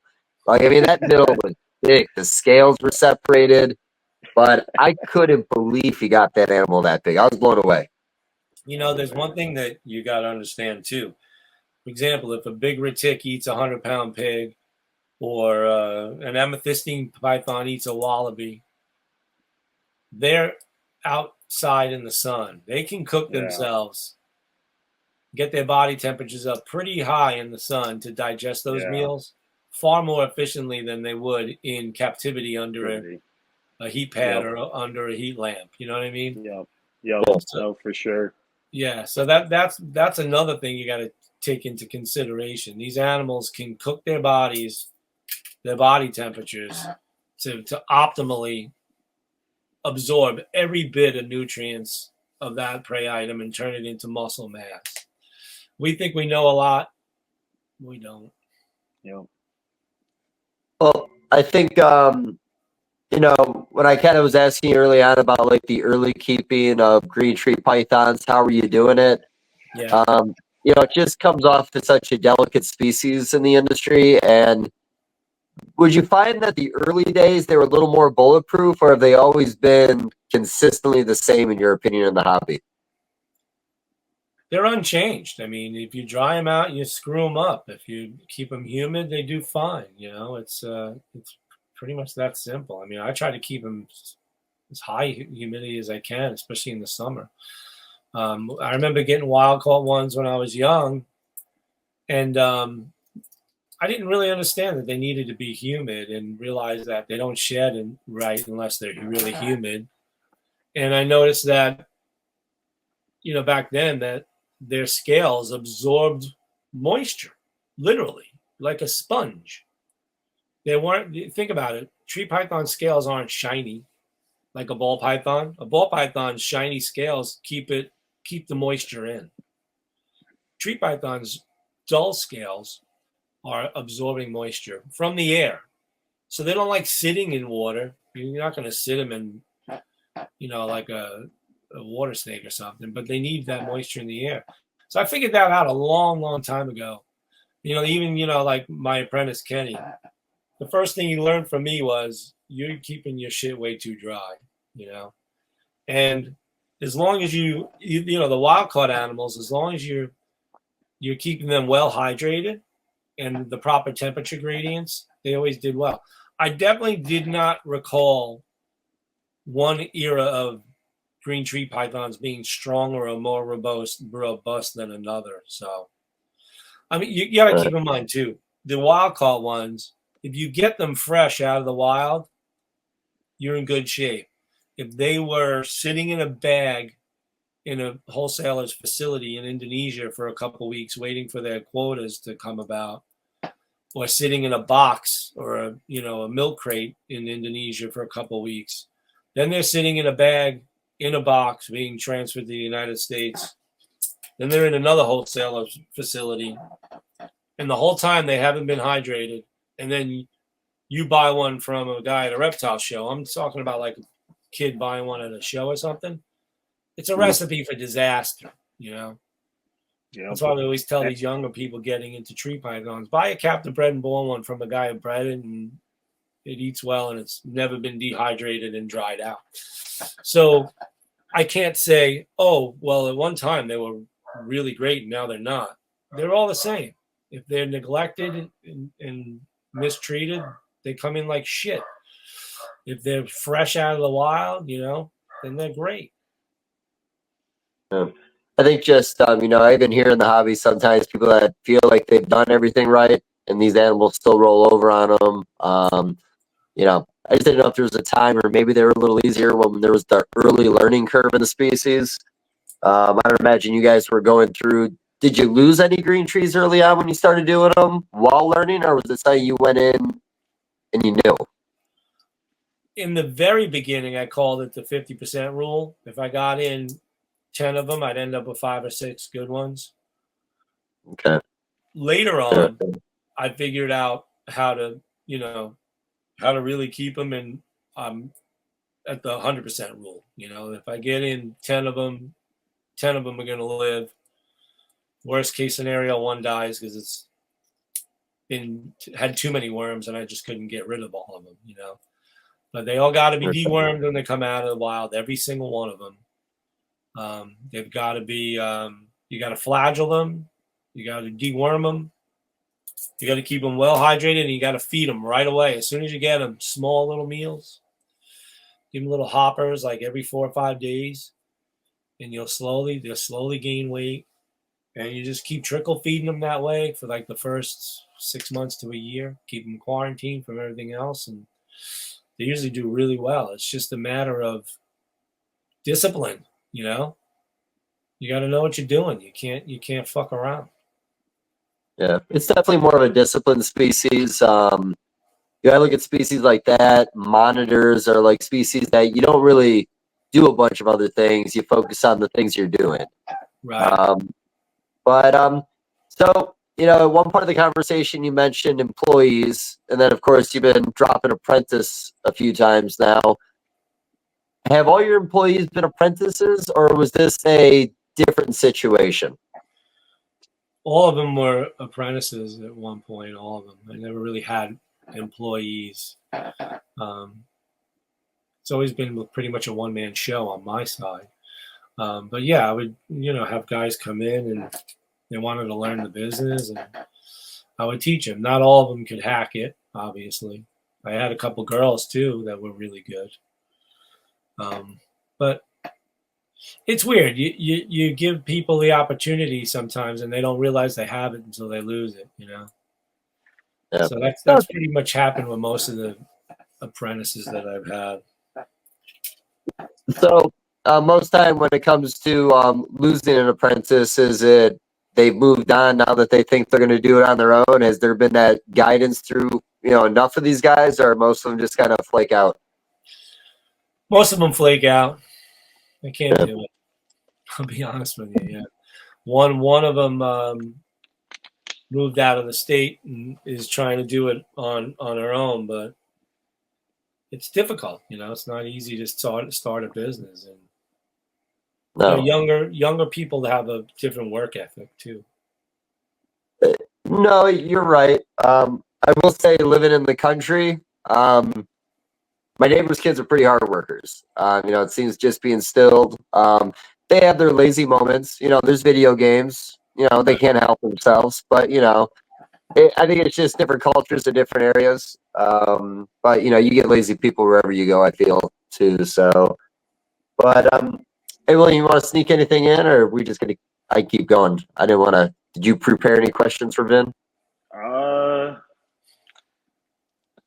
Probably more. I don't know. Do you want to keep talking about business stuff, or do you want to talk about Boas stuff? Well, you know what? Vin made the joke that this wasn't supposed to be a how to start a business conversation, but honestly, I think it's perfect for the industry right now because, I think one thing is, being a hype man for the industry is always my joke. Giving people a little bit of motivation. I think these conversations are good because even I get something out of these conversations. But no, I'd rather let's talk a little bit of Boas. I don't think I've ever gone this long without talking Boas with Vin, so that's good. But you're gonna talk. You can start first. No, man. I heard the crinkling paper in the background, man. Just what do you got on there? Oh, you can hear that? Oh, I was just looking. I was just checking out the Nebulosa page, and you said there was one you saw. Was that the one you saw in Europe, or was that in the U.S.? I saw a few of them in Europe. Okay. And as far as in the U.S., Terry Vandeventer had some of them way back, probably later 80s, early 90s. So what happened? Just they just no one just was able to breed them or something, or they just never caught on. Yeah, nobody bred them. Okay. They just didn't catch on. And as far as Europe, a few guys have them over there, but I don't even know if they breed them there either. So Okay. I would say I haven't seen. I mean, shit. You never see them, honestly. I'm outside of your book, and then whatever I've heard you and other people talk about. That's the only time I've ever. And they're such a unique looking boa too. I mean, structurally, they don't hardly look like any of them. I mean, they look more like Dominican boas or something almost in the face. Like they're almost, yeah, they almost don't even. They almost look like a hybrid, to be honest with you. They're so odd looking. They're, you know, I don't know. when they were first described, they were described as Boa nebulosus, as their own species. You know, Yeah, well, I could definitely see it for sure. And I think that's what's going to go back to. I think, honestly, I think there's a lot of boas that are going to be broken up because, honestly, the boa clade is a lot older than the python clade. So some of these boas have been divergent from each other for a very long time. I mean, long time. Like, people think green pythons were separated for a long period of time. Some of these boas, I mean, those Andes Mountains have been around for 35 million years, 40 million years, something like that. So that's a long time to have something be a barrier for species and stuff, and not to mention like the rivers and stuff like that. So I mean, you've had tons of barriers for a long period of time that could cause divergence in a lot of these species. So I think the boas definitely will probably be reclassified. The full species are broken up even more so. But well, you know, read the section on taxonomy, the new section in the new book, because I left the old section in there too. Simply because the original taxonomy, which went back to Linnaeus, which is like the 1800s or something, or even earlier, that needs to be, you know, brought to people's attention, simply because that's what all science was based on as far as boas for the longest time. Yeah. And back in 2016, I think it was, a bunch of guys did a paper. They sequenced the DNA on every locality they could possibly get. And they boiled it down to 3 species. Originally was 1 species and 9 subspecies. Yep. And it was even broken up that one of those 9 subspecies was nebulosus, and then Orophius. Boa constrictor nebulosus, boa constrictor nebulosus. I mean, Orophius. But when they did the DNA sequencing, they saw that, you know, like you were saying, these animals have been divided from each other over millions of years, to the point where the South American boas, which are now known as boa constrictor, that's it, you know, Suriname, Guyana, Brazil, Peru, boa constrictor differ from, let's say, boa sigma, which is the Mexican race, by as much as 5%. Yeah. You know, humans differ from chimps by less than 2%. Yep. So it's a big difference. They didn't include in that study Argentine boa. They didn't include Orophius and nebulosus. So somebody eventually's got to take the time to do those 2. And most likely those will be their own species also. So there could be 6 species, you know, but we don't know yet. The work's got to be done. I'm not doing it. I'm not a DNA sequencer. You just want to go out and see them, right? Well, with the Orophius, have they been in the hobby? That one I didn't get to skim through. I can't remember. And like I said, I'm not as connected with the boa community. So have they been in the hobby before? I had Orophius many years ago. Oh, was that the one you had one of? And I had one, Okay. Couldn't get another one. Okay.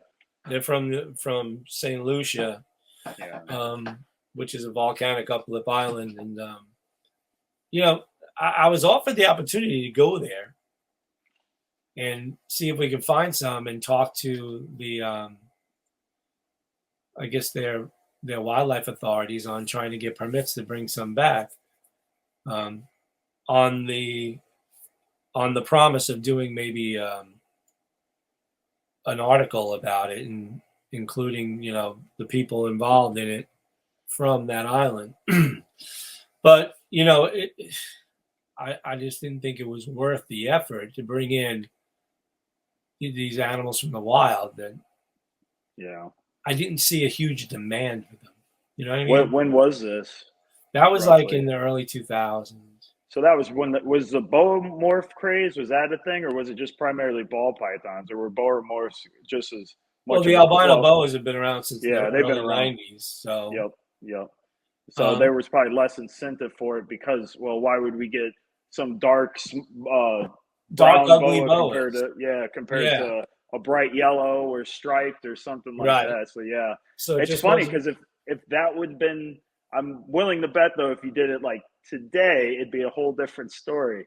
Because now it seems like more people might be, or this does seem like more people are interested in a lot of that stuff. I mean, it's like with white lips and stuff, people seem to be, as long as it has a neat iridescence or the blacks look relatively nice on them, they seem to be pretty interested in that stuff. But yeah, no, I could totally see why it wasn't worthwhile back in the 2000s to go on that venture.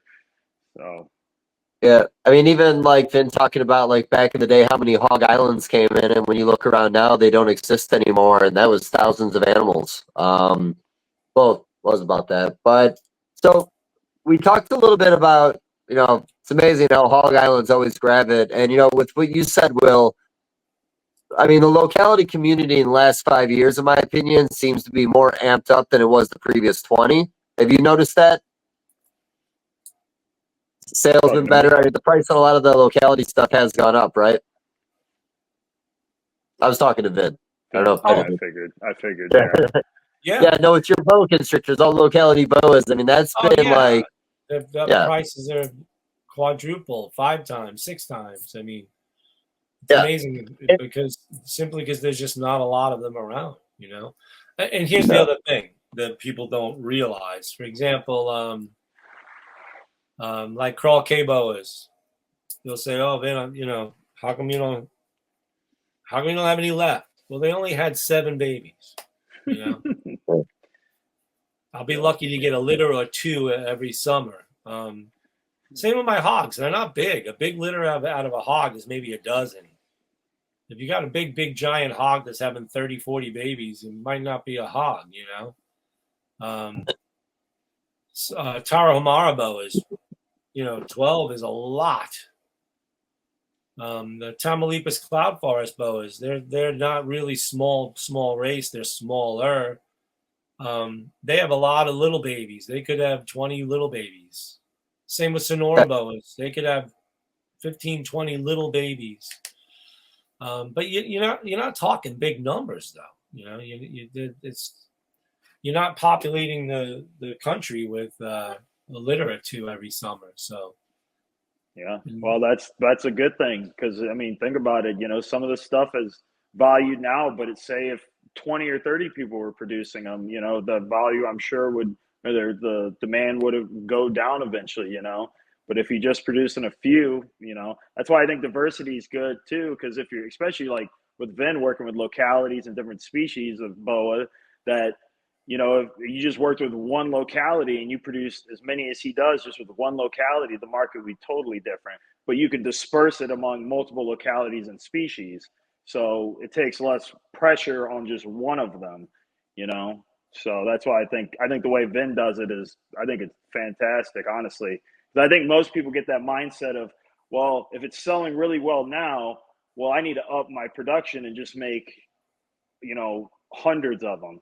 And then you could just crash your own market overnight from doing something like that, Yeah. Or I've seen with species. Luckily, boas aren't really that type of thing. You're not going to make hundreds of one type of boa. So. Right. No, I think the locality stuff kind of turned out exactly not when it should have, because it could have years ago. But, from what I can remember, it was always about the Surinames, always about the Guyanas back in the day. I remember when Rich Eiley did the Saboge stuff the first year. I think he had them for like maybe $2,500 a piece, maybe a little more on salmonboa.com. But they didn't catch on the way they should have for being such a rare item. And I want to say within just a couple years after that, they were a couple $100. And now I think they're over 1,000 again, or like somewhere in that range. Yeah, because things get lost. They get lost to culture, Yeah. Again, and I'm not bragging, there's not a lot of guys that keep things for 30 years and keep them going, they get rid of them, or they get bored with them, or they see, oh, the price is lower now and nobody's buying them all, and they just get out. You know, another good example of Bolivian boas. I try to make those every year, and during the pandemic, I think I had 2 litters of them, and I posted a picture of a litter and said I got Bolivian boas, and I think I posted them for $7.50 a piece, something like that. And one guy emailed me, he's like, Vin, you're way too cheap. Those are a lot more than that now. I'm like, $7.50? I used to get $200 for these, you know? Thought I was hot. And I sold 2 litters within a day, you know, like it was nothing. I wish it was that way still, but certain things fall in and out of fashion. And when they fall out of fashion and disappear for a little while, then they come back. People are like, gee, well, wow, where did you get those, you know? Meanwhile, I've had them the whole time. Yep. Yeah, with Matt with Philly Herpological, and again, this is somewhere in the 2000s, late 2000s. He was doing the Southern Brazilian Amarelli boas, and his stuff always has those like really nice reduced patterns, the diamonds going down the back, or sometimes completely patternless. But he had offered me his litter one time, and it was a very reasonable price. I don't think either of us knew what they were worth when that happened, because they ended up being worth far more than we ever anticipated. And I know after that he did a lot better with that stuff after that. But was it the am I saying it? Is it Barry Miller line for the Southern Brazilian Amarelli stuff? Is that one of the lines or lineages? Yeah, there's a. I write about it in my book. There's a few lines of, well, we'll call them South Brazil Amarelli, which I don't know if that really exists or not. Amarelli was described as, you know, snakes from Bolivia and I think Paraguay. But for some reason, somebody started calling something South Brazil Amarelli, and that was probably in the 90s sometime. But when I keyed them out, meaning just scale counted, they scale counted out to be just constrictor, you know, true red tails, just with smaller red tails, meaning smaller amounts of red on the tail. And so people, I think, equated them as being Amarelli. So to me, the true Amarelli are the animals from Bolivia that Joe Terry started back in the 80s. And those started with just a few animals that came in from Bolivia into the U.S. I think it was 85 or 86. I forget the dates. It's so long ago. The first ones I ever saw were with Tom Burke, who was a good friend of mine who lived here on Long Island. He had some from Joe Terry. And that's the line I have now.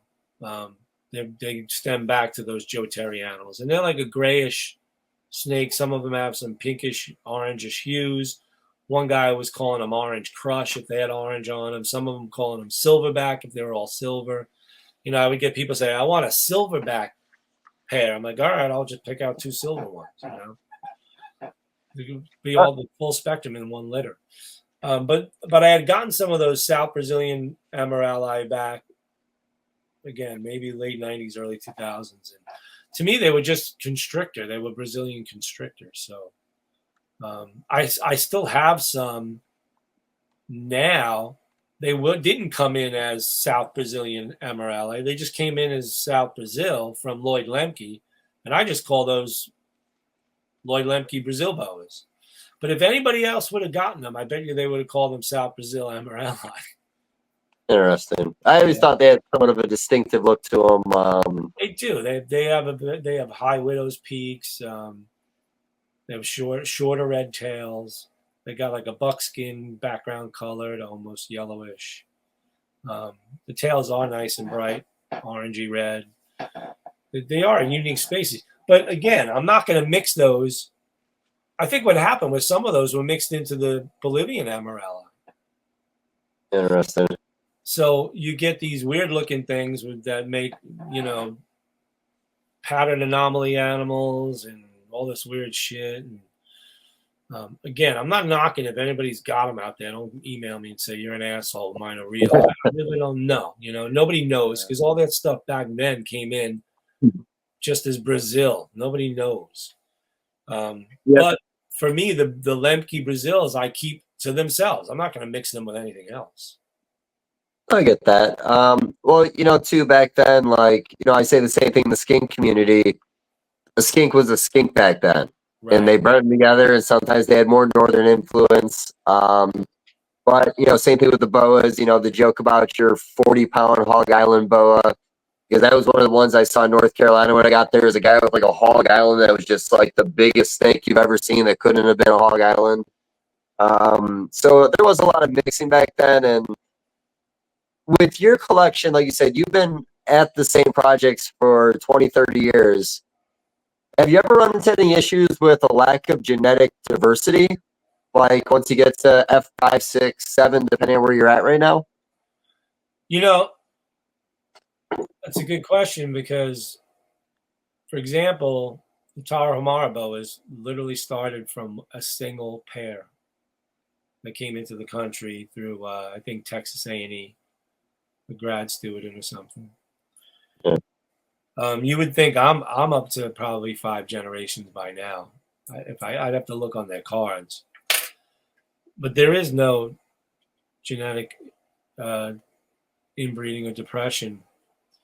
And one of my theories on that, same with crawl K boas, same with my K cockers. The K cockers also started with a single pair. The cocker Ks are single pair. The crawl Ks were a few different animals. But what I'm getting at is, for example, I'll use the cocker Ks and the crawl Ks. The cocker Ks, I'm probably up to 5 or 6 generations on them too. There's no inbreeding depression whatsoever. Tarahumaras, there's no inbreeding depression. I don't see any pattern anomalies or congenital disorders or issues with those animals. And my theory is these animals evolved in such a small genetically isolated population that all of the genetic disadvantages have been bred out. So Mother Nature took care of the inbreeding depression issues years ago, because if a snake was born that couldn't survive and reproduce, it didn't. Here's another interesting fact about, I'm going to use K cockers, and the crawl Ks have done it too. I've had female crawl Ks and K cockers that have had 7 litters in a row, 7 consecutive years in a row. Meaning they didn't take a year off. And looking at the number of offspring, they never had less babies. They'd have the same amount or maybe one more the next season. And they would eat literally 6 to 10 meals between litters. So they've evolved in an environment in which they use every amount of food they can get to go back to muscle mass and egg production in a very short period of time, because where they live on migratory birds that stop on the island twice a year. Interesting. Because that was going to be one of my questions when you're talking about not seeing any difference. I was going to ask if later generations had smaller litter sizes compared to previous generations, or have you ever seen that?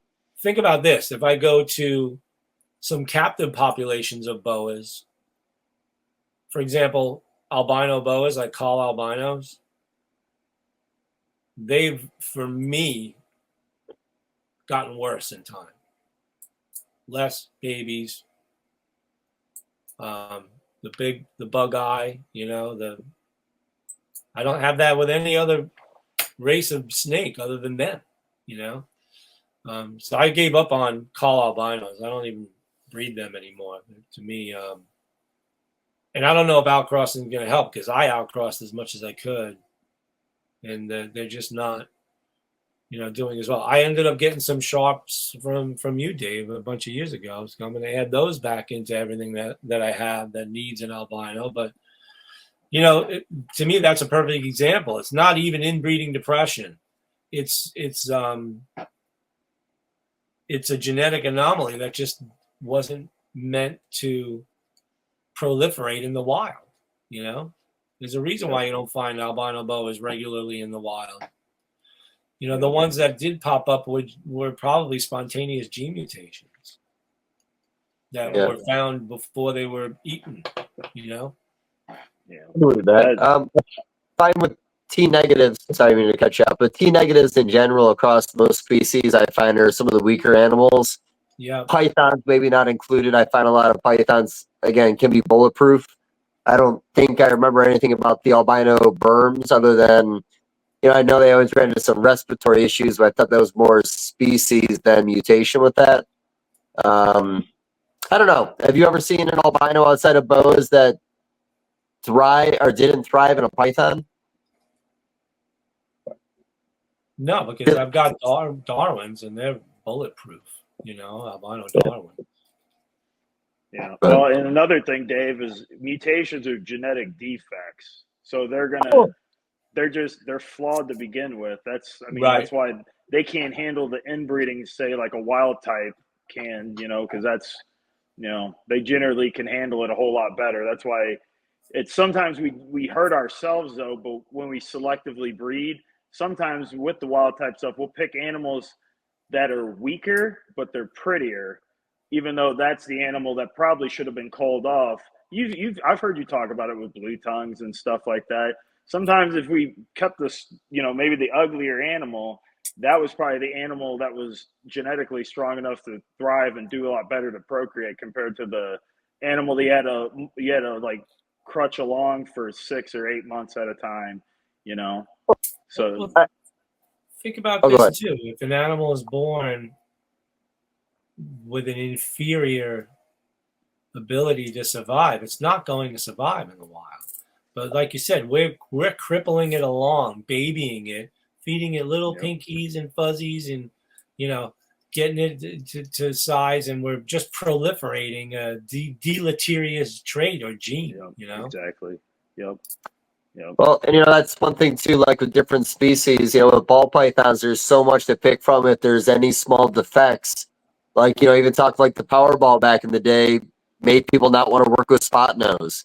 Super sables made it to where you don't even really see sables in the industry anymore. Like, people are willing to get away from stuff. Other species where they only have a couple mutations to pick from, it seems like they just kind of work it out with some of the ones that are a little wackier than they should be, I guess is the way of putting it. Even like the Palmetto, the male eye issues. Yeah. People have come to terms with that just because the Palmetto is just so fucking nice. Yeah. But I didn't think anybody would buy the bug-eyed ones, and I got guys that buy up all the bug-eyed ones. So. Yeah. There was one at a show, and it must have been the bug-eyest, or the biggest bug eyes you've ever seen on a male. Like, it was haunting. $200 on the table, somebody bought it. So people are still willing to spend the money, even they're a little googly. I don't know if I got lucky this past season, but all my breeder stock came from a breeder in Colorado. At the end of a show, like forever ago, he's like, "Man, I don't want to take these corn snakes home." It was single, double, and triple head palmetto stuff, and he charged me like $15 an animal, and that was probably like 8 years ago, 7, 8 years ago. My entire breeding colony is based on those animals. I bred all siblings together, or somewhat unrelated. I didn't get googly eyes this year. My males, I don't even think I got a single googly eyed. I kept the eggs in my baby ball python room at a very inconsistent temperature of low 70s to low 80s for however long it took. I don't know if that had anything to do with it. It could have been a good run. I don't know. Have you heard of any ways of doing anything during incubation that could help that problem? Well, I incubate corn snakes at like 78 simply because if they're incubated warmer than that, they don't feed very well. They burn up a lot of energy in the egg. So by the time they get out, they're thin and small. And, so I do the opposite. I incubate them cooler, 75, 78. And they take a lot longer to cook. They take like 75 days to cook, but they come out pretty big and robust. And I definitely make the bug eyes, but when I get more of them when I do palmetto to palmetto. If I do hets, but think about it, you're not getting as many palmettos when you do hets. Number one, so And I notice it's obviously it's more prevalent in males. Some females do get it, but I notice it's almost like 1 in 4 in a male. You know, maybe 1 in 8 in a female. Maybe more. I don't know. So it's there. Can you?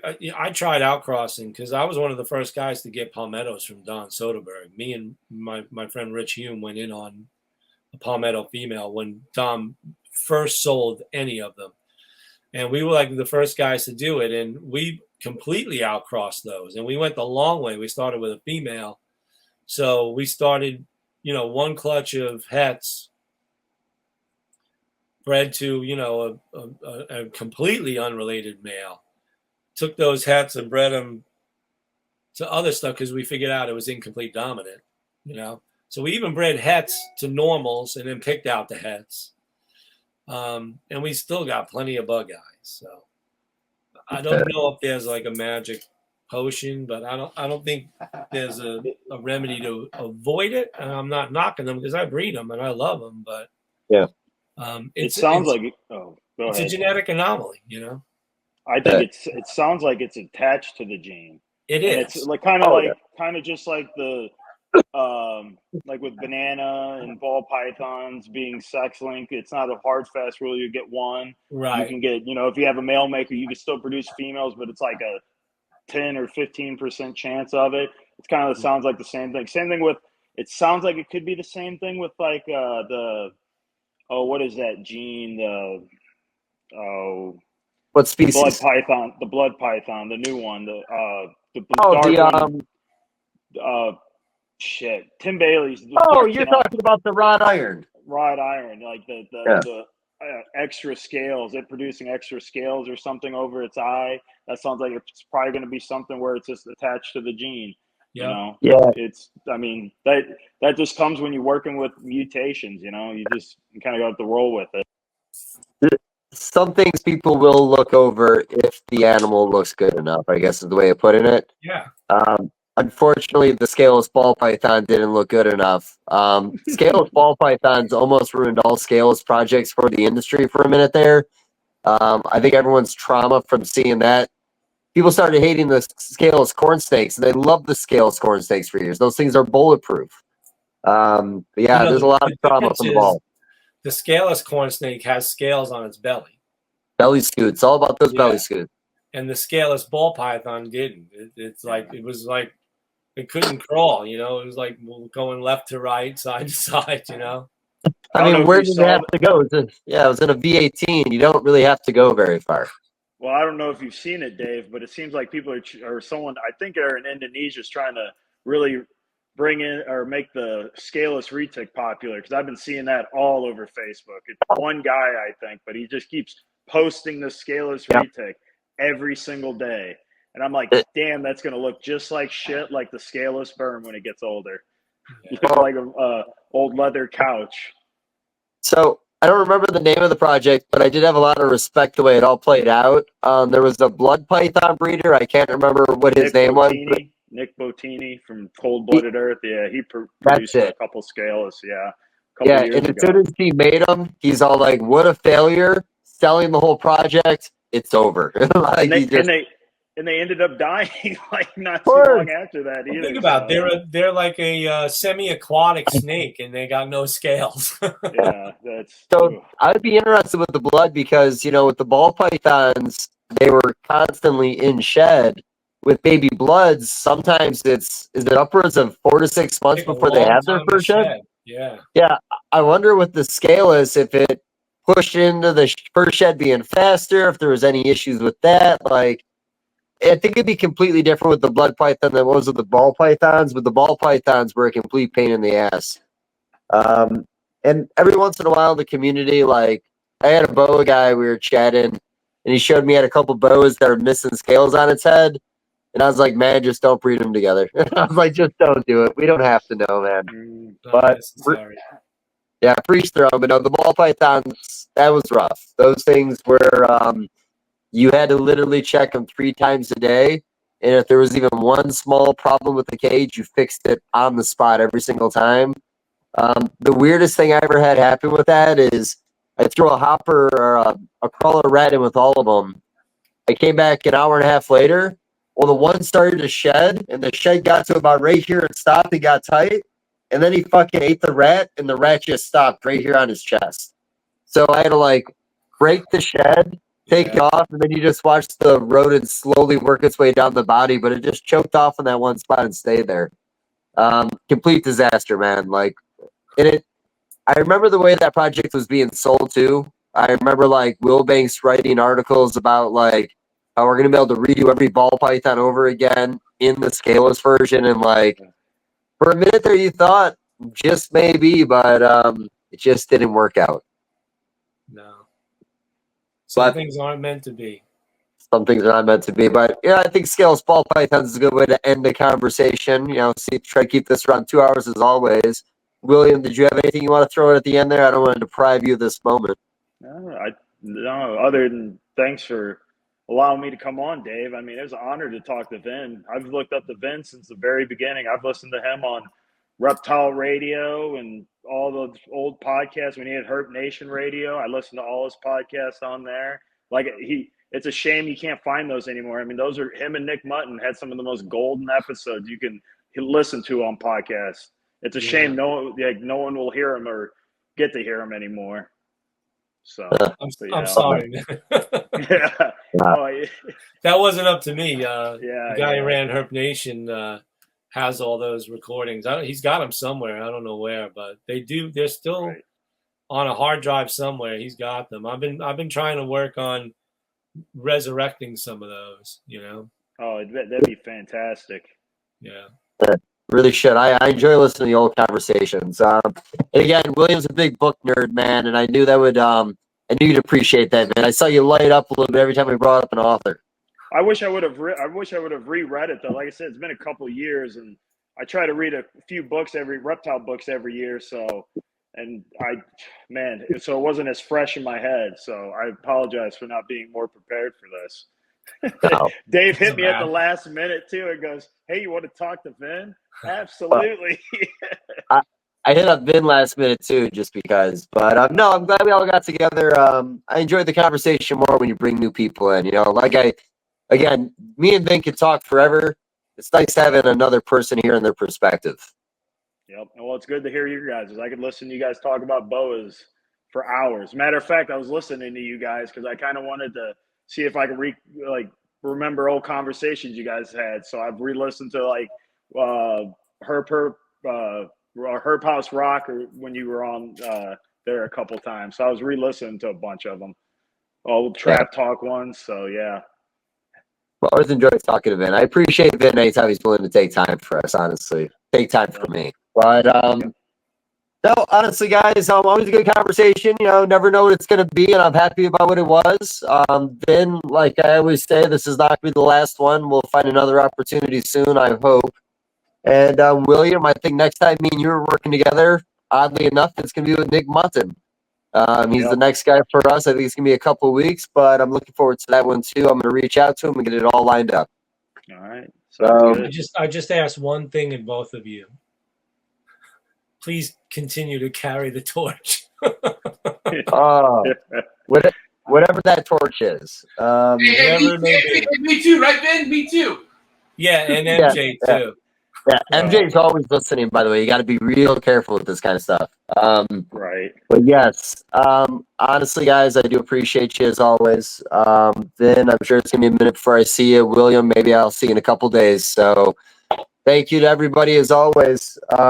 Don't forget to hit the like button and subscribe, please. Thank you, guys. That was a good one. Thanks, guys. Yep. Thank you. Thank you. Have a good night, guys. Thank you.